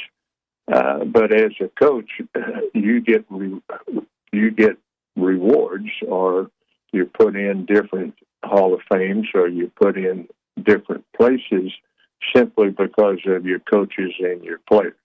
And that's certainly, I'm indebted very much, for my coaches and certainly RC. And the good thing is, once we got it started, and that was in basically '84 when we beat TCU and Texas back-to-back, and either one wins, they go to the Cotton Bowl. And from that point on, we never lost to Texas, and RC kept it going, and I think we beat Texas 9 out of 10 times years, and that was quite a while. Well, I want to follow that up with how difficult it is to set your standard, your culture. Coach Elko's doing it right now with the team, and just talk about those transitional years, those first few years, putting the pieces together for you to have that sustained success. Well, first of all, for our listeners and for the TexAgs audience, Mike Elko has paid his dues. And that's the first thing that when I read his resume, that stood out. He played at Penn, coached at Penn, but I think his first 7 or 8 coaching jobs were at very small universities. And I'm talking about he'd never had a 4 or 5 star and barely had a 3 star. But he had to evaluate harder, he had to recruit harder, and he had to develop players. So he spent the first half of his career learning how to evaluate, recruit, and to develop players. And that was the first thing that I really stood out to me on his resume. But then I sent him a text when he did sign some players that were 3 stars. Thank you for signing players instead of signing stars. Everybody is caught up in the stars, and not only the coaches, but the fans. And it's more important to a lot of coaches to win the recruiting war than it is to win the conference championship or compete for a national championship. And I've always admired the coaches that could evaluate talent. In the state of Texas, we have a disadvantage. The disadvantage is because the kids start playing at such a young age, and they are sometimes developed as far as they will progress by the time they're a sophomore or junior in high school. And you get a lot of players that come in, and they are the same as they came in 4 years later. But then you get players, and I can go back and name quite a few that came in, then all of a sudden when they left, they were high draft choices and spent quite a few years in pro ball and were all conference. So, it's a balance, but it really is so important to be able today because of the NIL and the transfer is to know and how to evaluate a player and how that player will fit your team.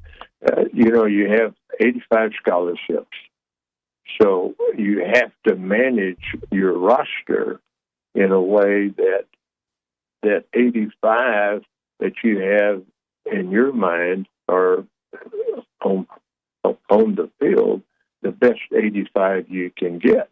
And you have to, the defensive line, the O-line, we don't realize how important, or some do, how important the offense and defensive line are. And you look at pro ball, that left tackle is paid an awful lot of money, but that D line, some of the highest paid players are up front, especially in the defensive line. So, it's I like Elko, and for his background and what he's had to do. And of course, I may be prejudiced because he's a defensive coach that plays defense. Talking to Coach Sherrill here, Jackie Sherrill on TexAgs Radio, presented by David Gardner's Jewelers. What do you think about the current state of college football, NIL, the portal, this portal opening today, and just the free agency, the direction of the college football playoffs, so many different parts that the sport looks so different from when you coach. It really looks different from just a few years ago. Well, it's going to change completely. And where we're headed to an NFL model. We'll end up with north, south, east, west, and 2 divisions in each. I did a TV show in 1989 that I drew the map of the U.S. and divided it into 4 conferences and said we'll have 4 conferences that will be college football, because it's eyeballs. TV is where you're getting your money, but TV is where the networks make money, and those sponsors are, and that's how the Pac-12 never could really generate, their conference network could not generate, and why the Pac-12 dissolved.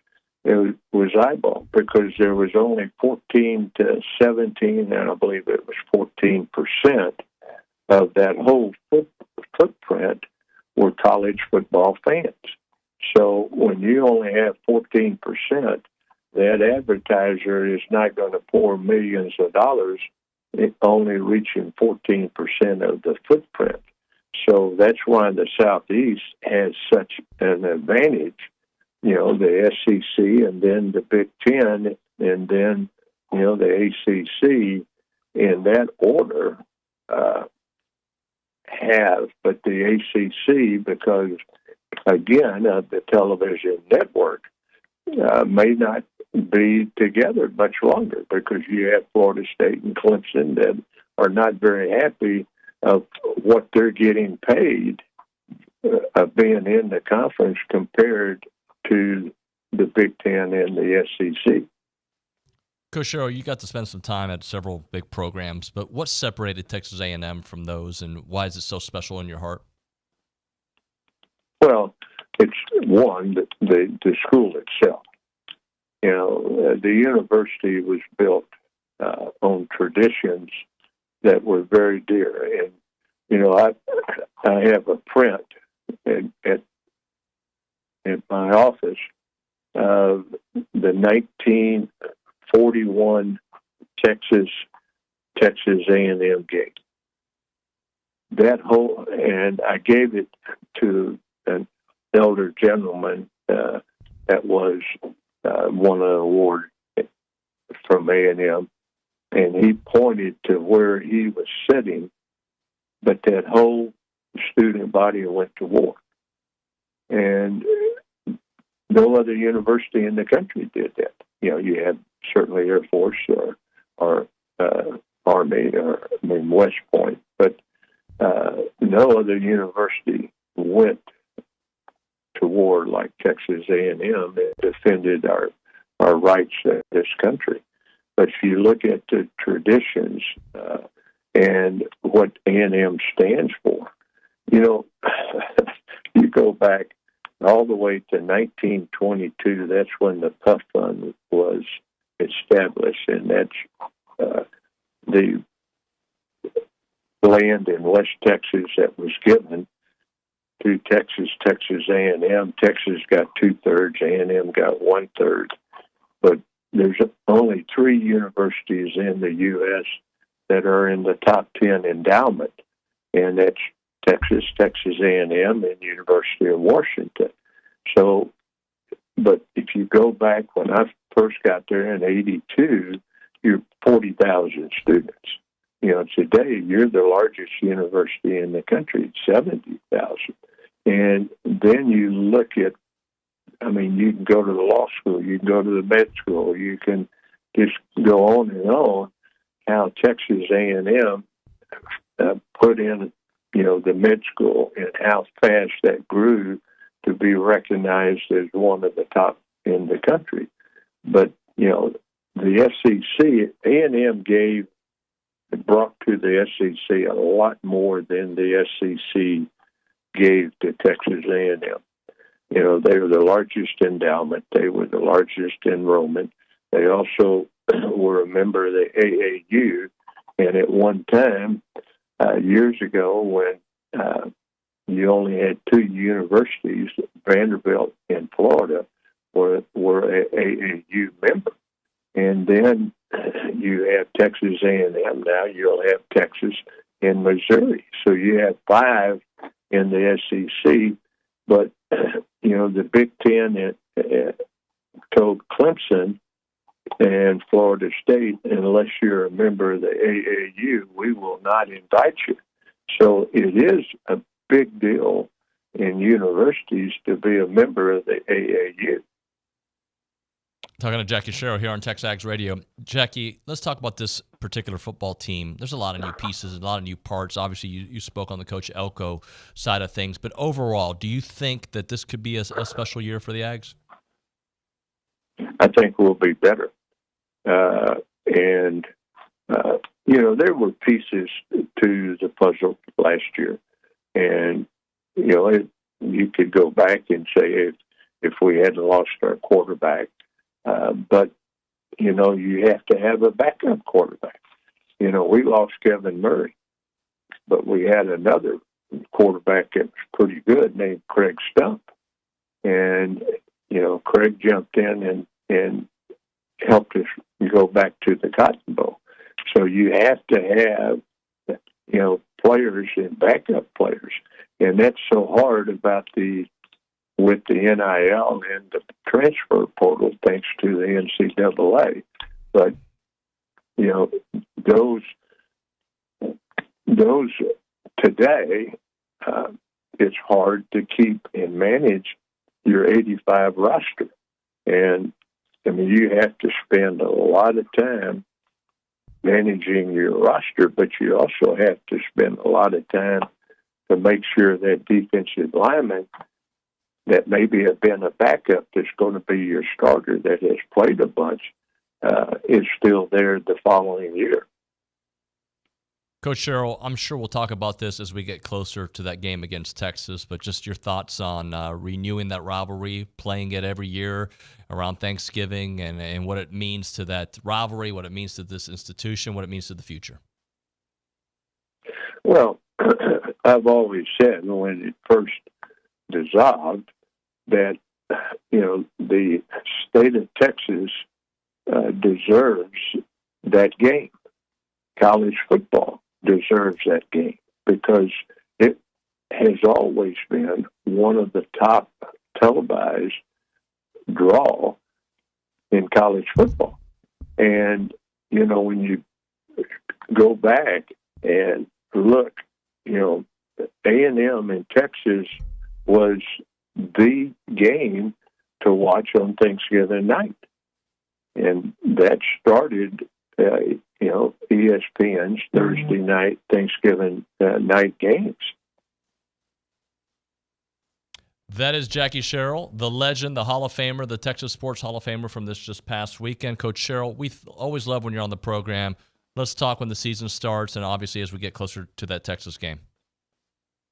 Well, thank you, and gig 'em. Gig 'em. Jackie Sherrill here on TexAgs Radio.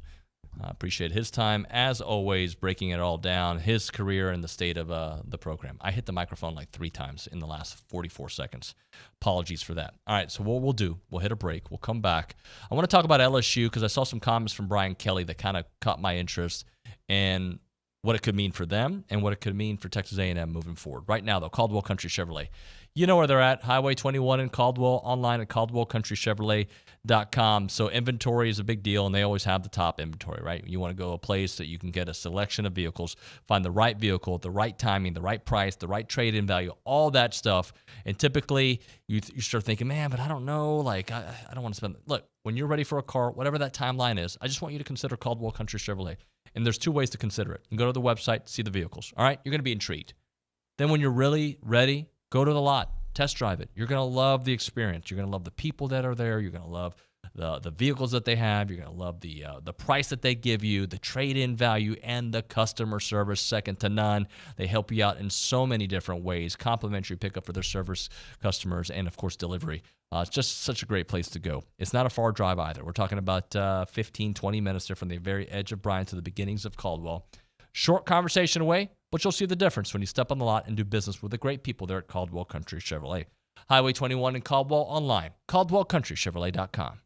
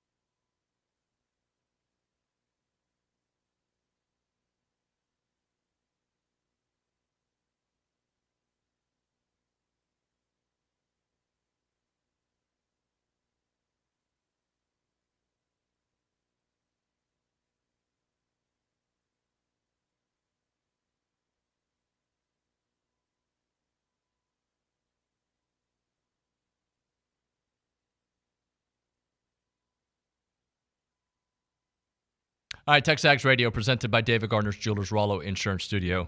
How about that convo with Coach Sherrill, the NFL model? You know, that's has been that has been a thought that's been around for a little bit, for the last couple of years, that it's coming. How fast is college football going to move in that direction? And how quickly do we have to just, you know what, guys, let's be honest. If A&M's winning, I don't care what, NFL model, Arena League model, whatever. Okay, maybe not that. But it's all about winning. We can deal with the changing environment. And if they're winning 10, 11, 12 games, national championship, I think, yeah, we love the state of college football. Let's be honest, right? At the end of the day, that's what it's going to come down to. I want to talk about LSU for a moment, because obviously A&M is going to play LSU. And my thought process is, how do you lose a legendary offense and expect to be back where they are, right? How do you get to that level? I think they've won 10 games since he's been there. Nick, fact check me. Have they won 10 games every year that Brian Kelly's been there? One of the wins last year being a bowl game. But fact check me. I believe they've won those couple years that Brian Kelly's been there. They've won 10. But that being said, when you think about the trajectory that program seems to be going with what they think is the right guy, and how that compares to A&M and Coach Elko and the direction we're going to go with Coach Elko. But Brian Kelly was asked to compare where LSU is now to when he got there. And let's not forget, they're losing NFL stars, right? They're losing first-round picks, 3 of them potentially this year. And he says, I think they're just at a point now that they understand what the standards are. That sounds familiar to what we're trying to do here at Texas A&M, right? It's the attention to detail. It's the laser focus. It's every single day, and this is hard. Sounds like something that is being resonated across the street here for Texas A&M. If you want to compete for a championship in this league, you've got to be elite. You can't get by with just doing it 90%. You've got to be 100+ all the time. That's the constant attention to detail, what this team is doing a lot better at. Then he goes into the offensive side of things, because that's where my question is. LSU's defense was atrocious last year. They were awesome offensively. How do you lose the stars offensively and have the success that LSU is trying to have? And he says, where is it? Why can't I find it? I think when you try to focus offensively where they are, I think you're going to try to focus on the running game. We have an outstanding offensive line. You return a great offensive line. Let's lean on them. Let's give them the opportunity to show their ability to control the line of scrimmage. All right?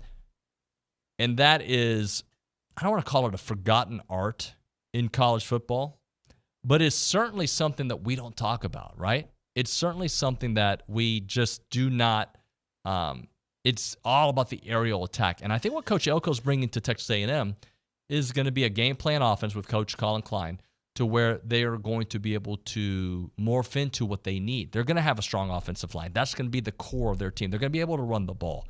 LSU, though, is going to go from a team that averaged 543 yards a game to especially if you go to ball control and running the ball as often as they're going to want to. 543. I cannot see LSU competing at that level that they have the last couple of years because of the change in offensive personnel. I cannot see it. But your program is a perennial 10-team program that when you do lose a Jaden Daniels, when you do lose Malik Neighbors and you're Brian Robertson, and you still are able to shuffle the deck, come up with your new guys, Grant Nussmeier, whoever it may be, and win games. And that's where we hope to see Texas A&M get to. Luke, was I right on LSU? They've won 10 the 2 years that BK has been there, right? Yes, that's correct. They won 11 his first year, 10 last year. And last year's 10th win was the bowl game. Was the bowl game, right? So, and look, I wish it was us. All right, let's go ahead and be honest. I wish it was us. But that's when you can lose talent the way Georgia has lost talent. Now you've made it. Luke, what do you got for us there at the Angry Elephant News and Social Center? Yeah, I've got a text message from David Edmonds, says, love the Jackie interview, good bull, with a thumbs up. Thank you, Dave. See, Dave thought he was banned from the show. I'm not into blocking. I mean, there's a couple dudes I block just because I just don't want to. I mute more than I block, especially like Texas commentary that shows up on my timeline. I don't like to see that. I just don't need Texas propaganda, and I'm sure they don't want to see A&M propaganda. I don't need to see it. I don't need to see the bickering. I don't need to see, that Aggie joke guy, whatever. Loser. Maybe not. I don't know. I don't know him. He might be a really nice guy, but I don't like the persona he projects on social media. But David Edmond, you were never banned. And yes, we share the love for ECNL. What else do you have for us, Luke, before we get a break? Yeah, I've got a quick update from the SEC Women's Golf Championship. A&M obviously taking on Mississippi State. The ladies are down 2-3 right now, but it's really early, just through 4 holes for the bottom pair, and then the top pairs through 6 holes. So still essentially a third of the way through the course, and then some of them not even a fourth of the way through. So really early, a lot of golf to play, but just down 2-3 at the moment. And that's a program that we've been mentioning a lot. Track and field this week. We've been mentioning softball, obviously baseball, women's tennis, men's golf. There's a lot, but the women right there going to work, and hopefully they're able to do it and obviously win a national championship. That's the plan. When we come back on TexAgs Radio, we're going to talk to a gold medalist right here, an Aggie right here in the studio. You don't want to go anywhere. It's TexAgs Radio.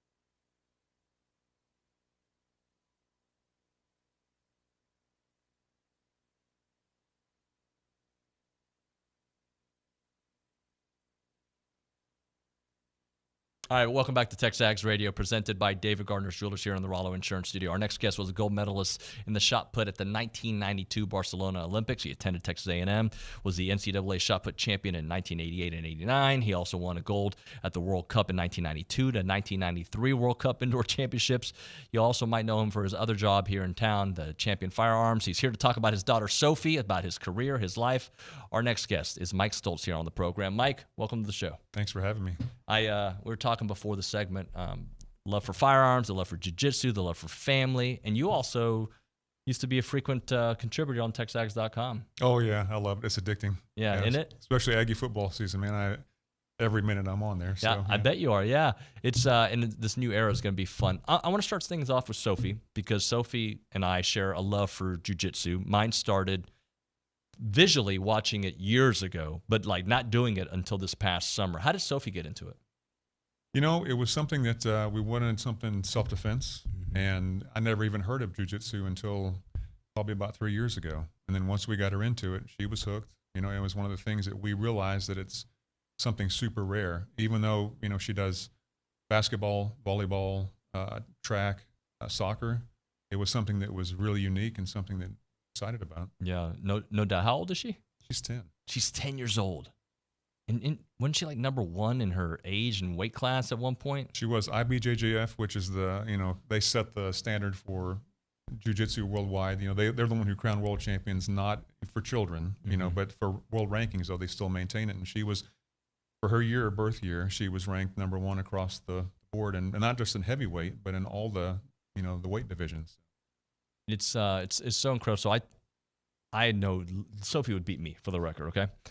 But I come home from class. I go to Brazos Valley. She goes to Gracie right down the road on Harvey, right? Yeah. And what's it called? I will come back and I'll show the kids moves, and especially my daughters. I taught them a triangle on purpose because you never know when you might have to use it. So from a father's standpoint, I bet the self-defense part of it is a big part of it. Oh, it's incredible. Yeah, and it's something, too, that it really sneaks up on you. A couple years ago, I was watching an A&M football game, and you know, I told her, I said, look, if you want to do this move, you know, the arm bar. Yeah, of course. And so, oh, man, it's something that if somebody's attacking you, you know, you take their arm out, you know, and that's what it is. And so, look, you've got to practice this move. And so I'm sitting there watching the game, and I took my focus off for about 2 seconds, you know, touchdown, and all of a sudden, yeet, you know, yeah. And here I am for 2 weeks walking. I can't even use this arm. Right. So it's some effective stuff. Yeah.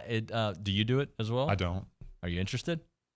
I would love to if we had time. Yeah. You know, but and plus I've got so many old injuries that it's just, you know, one of those things. No, I get that. One of the great things about BJJ, I think, is it can be very humbling. You can dominate human beings in certain sports, right? You can be bigger and stronger, but you can run around a 5'6", 120-pound guy who can put you on your backside. And I'm sure she has some of those journeys, right? Being number one, she's won a lot, but she probably gets checked every once in a while too. Oh, yeah. You know, there's an old saying in jiu-jitsu, you either win or you learn. You know, it's not about losing. It's what you learn from it.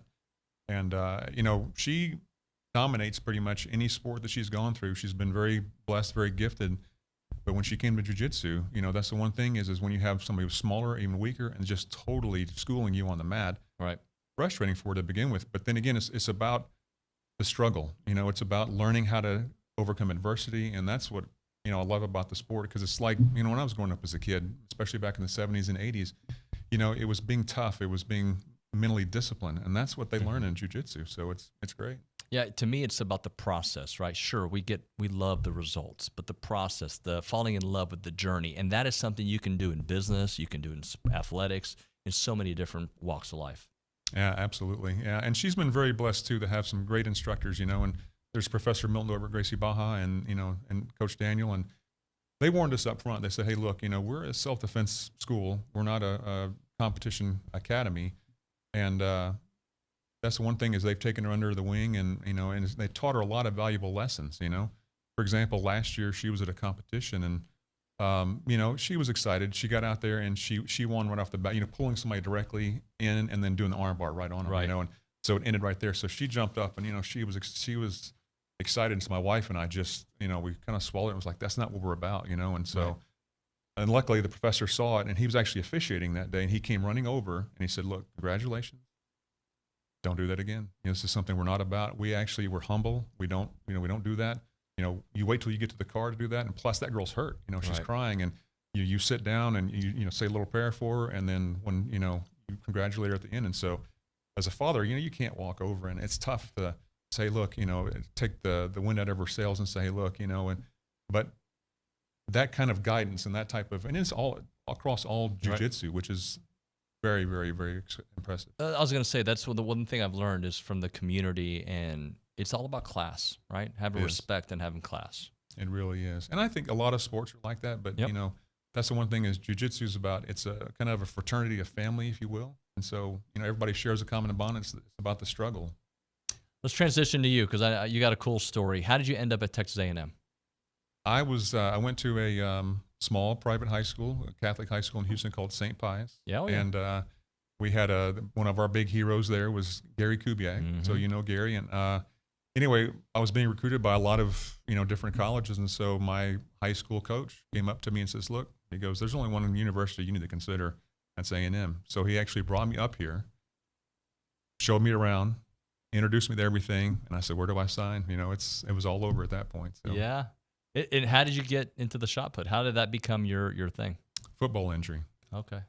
Yeah, in fact, I had had a knee surgery, and I missed baseball, and so my track coach then in high school came walking through the weight room, and I was doing rehab, and he saw me sitting there doing squats, just finally getting back into it, and he says, "Stulce, what are you doing in here?" And I said, "Well, I'm just working out." I said, "Okay." And he goes, "No, I mean, why aren't you on the baseball diamond?"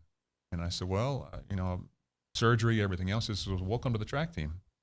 Like, what? He says, "Yep." He goes, "If you're a lineman," he goes, "you're on the track team in the off season if you're not doing baseball." And so at first I kind of really, apprehensive, never done it, never picked it up. But, and same thing, you get schooled in the beginning. By the end of the season, though, I got third at state championships, and then, I was hooked after that. And then I went in, to the knee doctor, and he said, "Hey, look, I can't, this is a type of injury where they remove part of the bone under your femur that was, I took a big ball in a hole, I guess, and so he said, we'll be replacing your knee by 30 if you don't quit football." And so when we walked out, I told my mom, I said, he didn't say anything about track. And so there we were.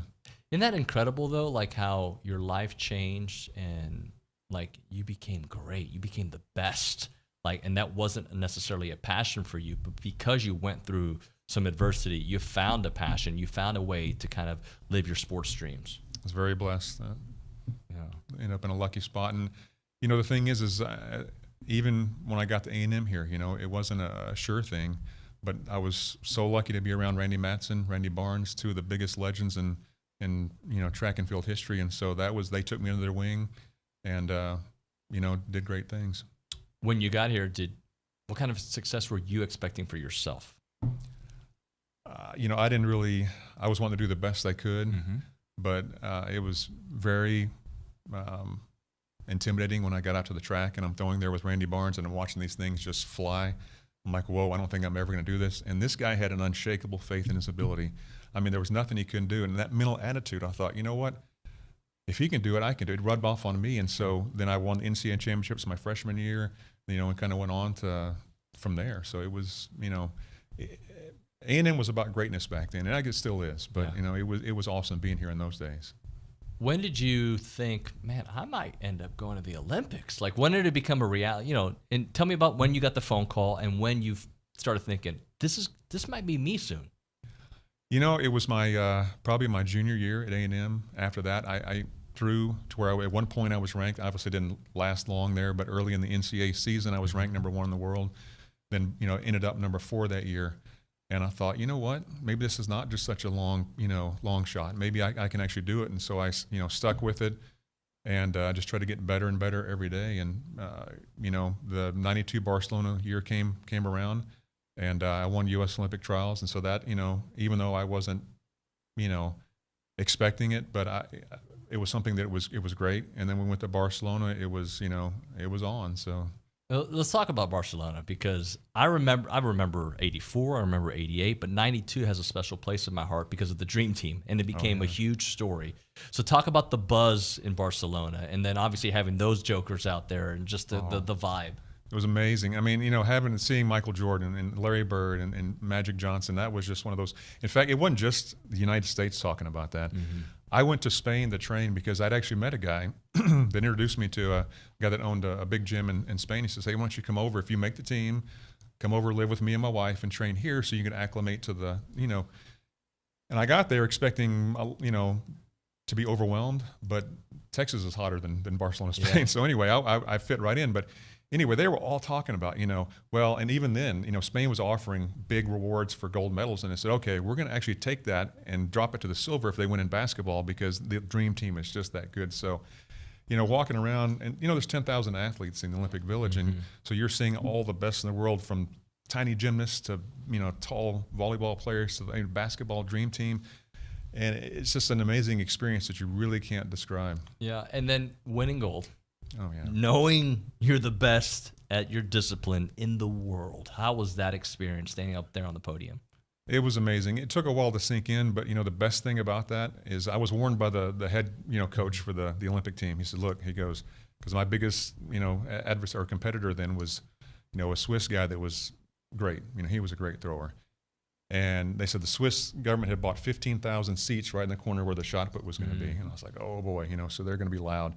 But walking in, you know, I rounded the corner and then I saw there was a whole line of U.S., you know, servicemen. Oh, yeah. And man, they were, you know, they saw the American uniform and they were just jumping out, high-fiving and everything else. And so at that point, really relaxed me and I was pumped, you know. It's just, it sounds kind of strange here because, you know, we're you know, especially when I was at A&M, was representing A&M, but when you're representing your country, man, that's something else. That is something else. So what about the transition from an athlete to a husband, a father, to your business, Champion Firearms? Take me through that journey.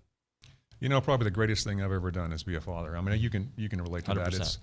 It's something that, you know, but at the same time though too, you know, as a husband, you know, and as a business owner here in College Station, we've been very blessed, you know, because I have a lot of buddies who are Aggies who are like, man, I'm so envious that you're able to live and you know, be in College Station to do that, to be around, you know, Aggie land. And so it's been a blessing for me for sure. Yeah. And do you get to make it to sporting events around town? Oh yeah, all we can. Now since we've been kind of traveling our daughter around, but we had, you know, season football tickets, basketball, still have track, you know, so we're as much as we can, Mr. We had time. So what's on Sophie's radar here over the next couple of weeks, months, year? What because I know it's a busy sport. There's a lot of travel involved, right? Yeah, this weekend we're heading to Los Angeles. She's got a CompNet competition at Azusa Pacific, and then IBJJF Orange County will be, you know, the following day. So I think it's at Cal State Fullerton. So it's wow. Yeah. How often does she train?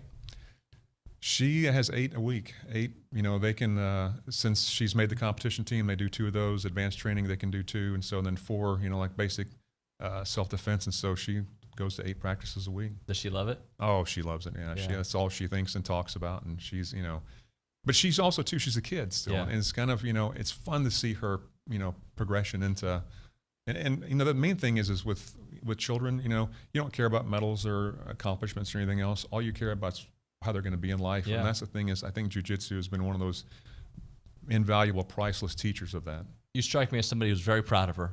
But don't live vicariously through her, and you want her to kind of navigate these waters, enjoy being a kid, but be great at what you can be great at. Exactly. You know, I've told her that too. I said, look, if you do jiu-jitsu, if you don't, volleyball, basketball, you know, track, everything. I'd love for you to do track. That's what I said. I want you to stick with that. But, you know, I said, if you don't do it, I said, just work hard at anything you do. You know, it's like being at A&M here. You know, when I got to freshman orientation, you know, the dean said, look to your left, look to your right. They're not going to be here at the end. Right.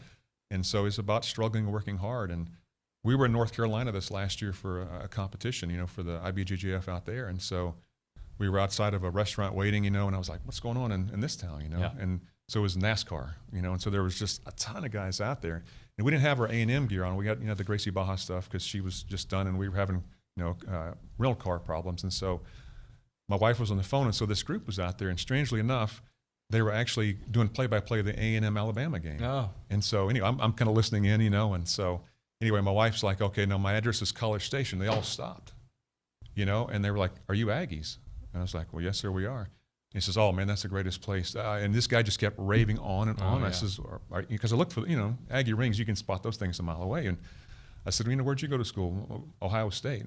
And he said, I live in Columbus. He goes, I'm here for NASCAR. But he said, my nephew goes to A&M. And he goes, I'm telling you, that is the best place ever. And so it was, my daughter's listening to it too. And I was like, look, you need to really appreciate what you've got here and work hard. So. And she wants to be an Aggie, right? She's an Aggie. That's her. Yeah, she is a diehard fanatic right now. So everything is about, A&M. We've been sitting in sports bars in Las Vegas after a competition. She's just screaming, so it's, she's very, very excited. Mike, I've really enjoyed this conversation. Thank you so much for coming in. I appreciate you. My pleasure, and thank you for having me. And tell Sophie we're proud. We want to keep following her journey and definitely talking about it. Yes, sir, we'll do. All right, we'll come back with one final segment here on TexAgs Radio, presented by David Gardner's Jewelers.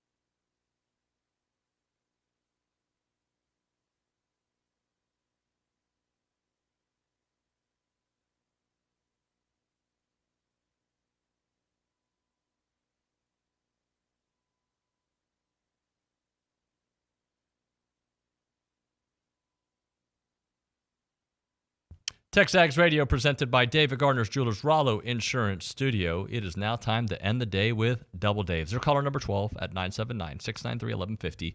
We're going to hook you up with your choice of a dozen pepperoni rolls or a large one-topping pizza from Double Dave's. They've been serving Aggieland since 1984 with your favorite pizza and world-famous pepperoni rolls, reliable in-house delivery, bringing piping hot goodness straight to your door. Just click on doubledaves.com and your favorites are on their way. All right, let's go to the Angry Elephant News and Social Center. We have any fun? Hey, Luke, I'm not going to spread a rumor, okay? Let's just say that there's a rumor about a particular athlete on campus that went into the portal, which is not true. Correct. And yes. You've seen a lot of it, right? Yes. So, yes, someone was referencing this on the YouTube page about they had heard that Wade Taylor IV was in the portal. That is not true. He did just win a very prestigious award for an A&M student, so I doubt that he will be entering the portal. It was a fake tweet. Well, it was a real tweet from an account pretending to be a reporter. Not true at all. Wade Taylor is not in the transfer portal, and I'm pretty sure he's liking his time in College Station, and he loves his teammates. I love a lot of what Elon Fake has news. done. Fake news. I can't do it like you. I like a lot of what Elon has done with X. I do. One thing I don't like is anybody can be verified. Yep. And you can just pay for it, and you can say you're the fake Luke Evangelist and break news that isn't true. Yeah, I think I'm going to make a fake David Nuño account and call it David Nuno. David No.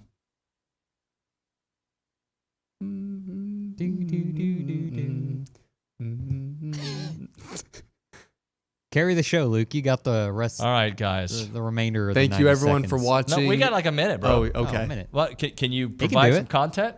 Let him do it. I've got another golf update. Give us another golf update. Nick, this is supposed to be your segment, by the way. The score is the same as it was when we left you. A&M still down. Not good. 3-2. A lot of golf to play, though.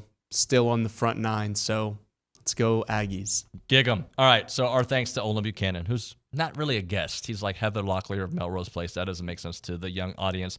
Charean Williams, John Scheschuk. Let's see. We had Mark Weaver, the Dream Weaver. We had Jackie. What a show. My goodness. Whoever stacked this show and booked these guests knows what the heck he's doing. And Mike Stulce was on the program as well. The gold medalist, Mike Stulce. All right, that's going to do it, Luke. Why don't you close out the show for everybody? Tell them what to do and, listen and all that good stuff. Yeah, like, comment, subscribe. Never miss anything that TexAgs does. Make sure you renew your TexAgs premium subscription and tune in tomorrow. Mañana. Mañana. Thank you, Luke. We'll see you mañana.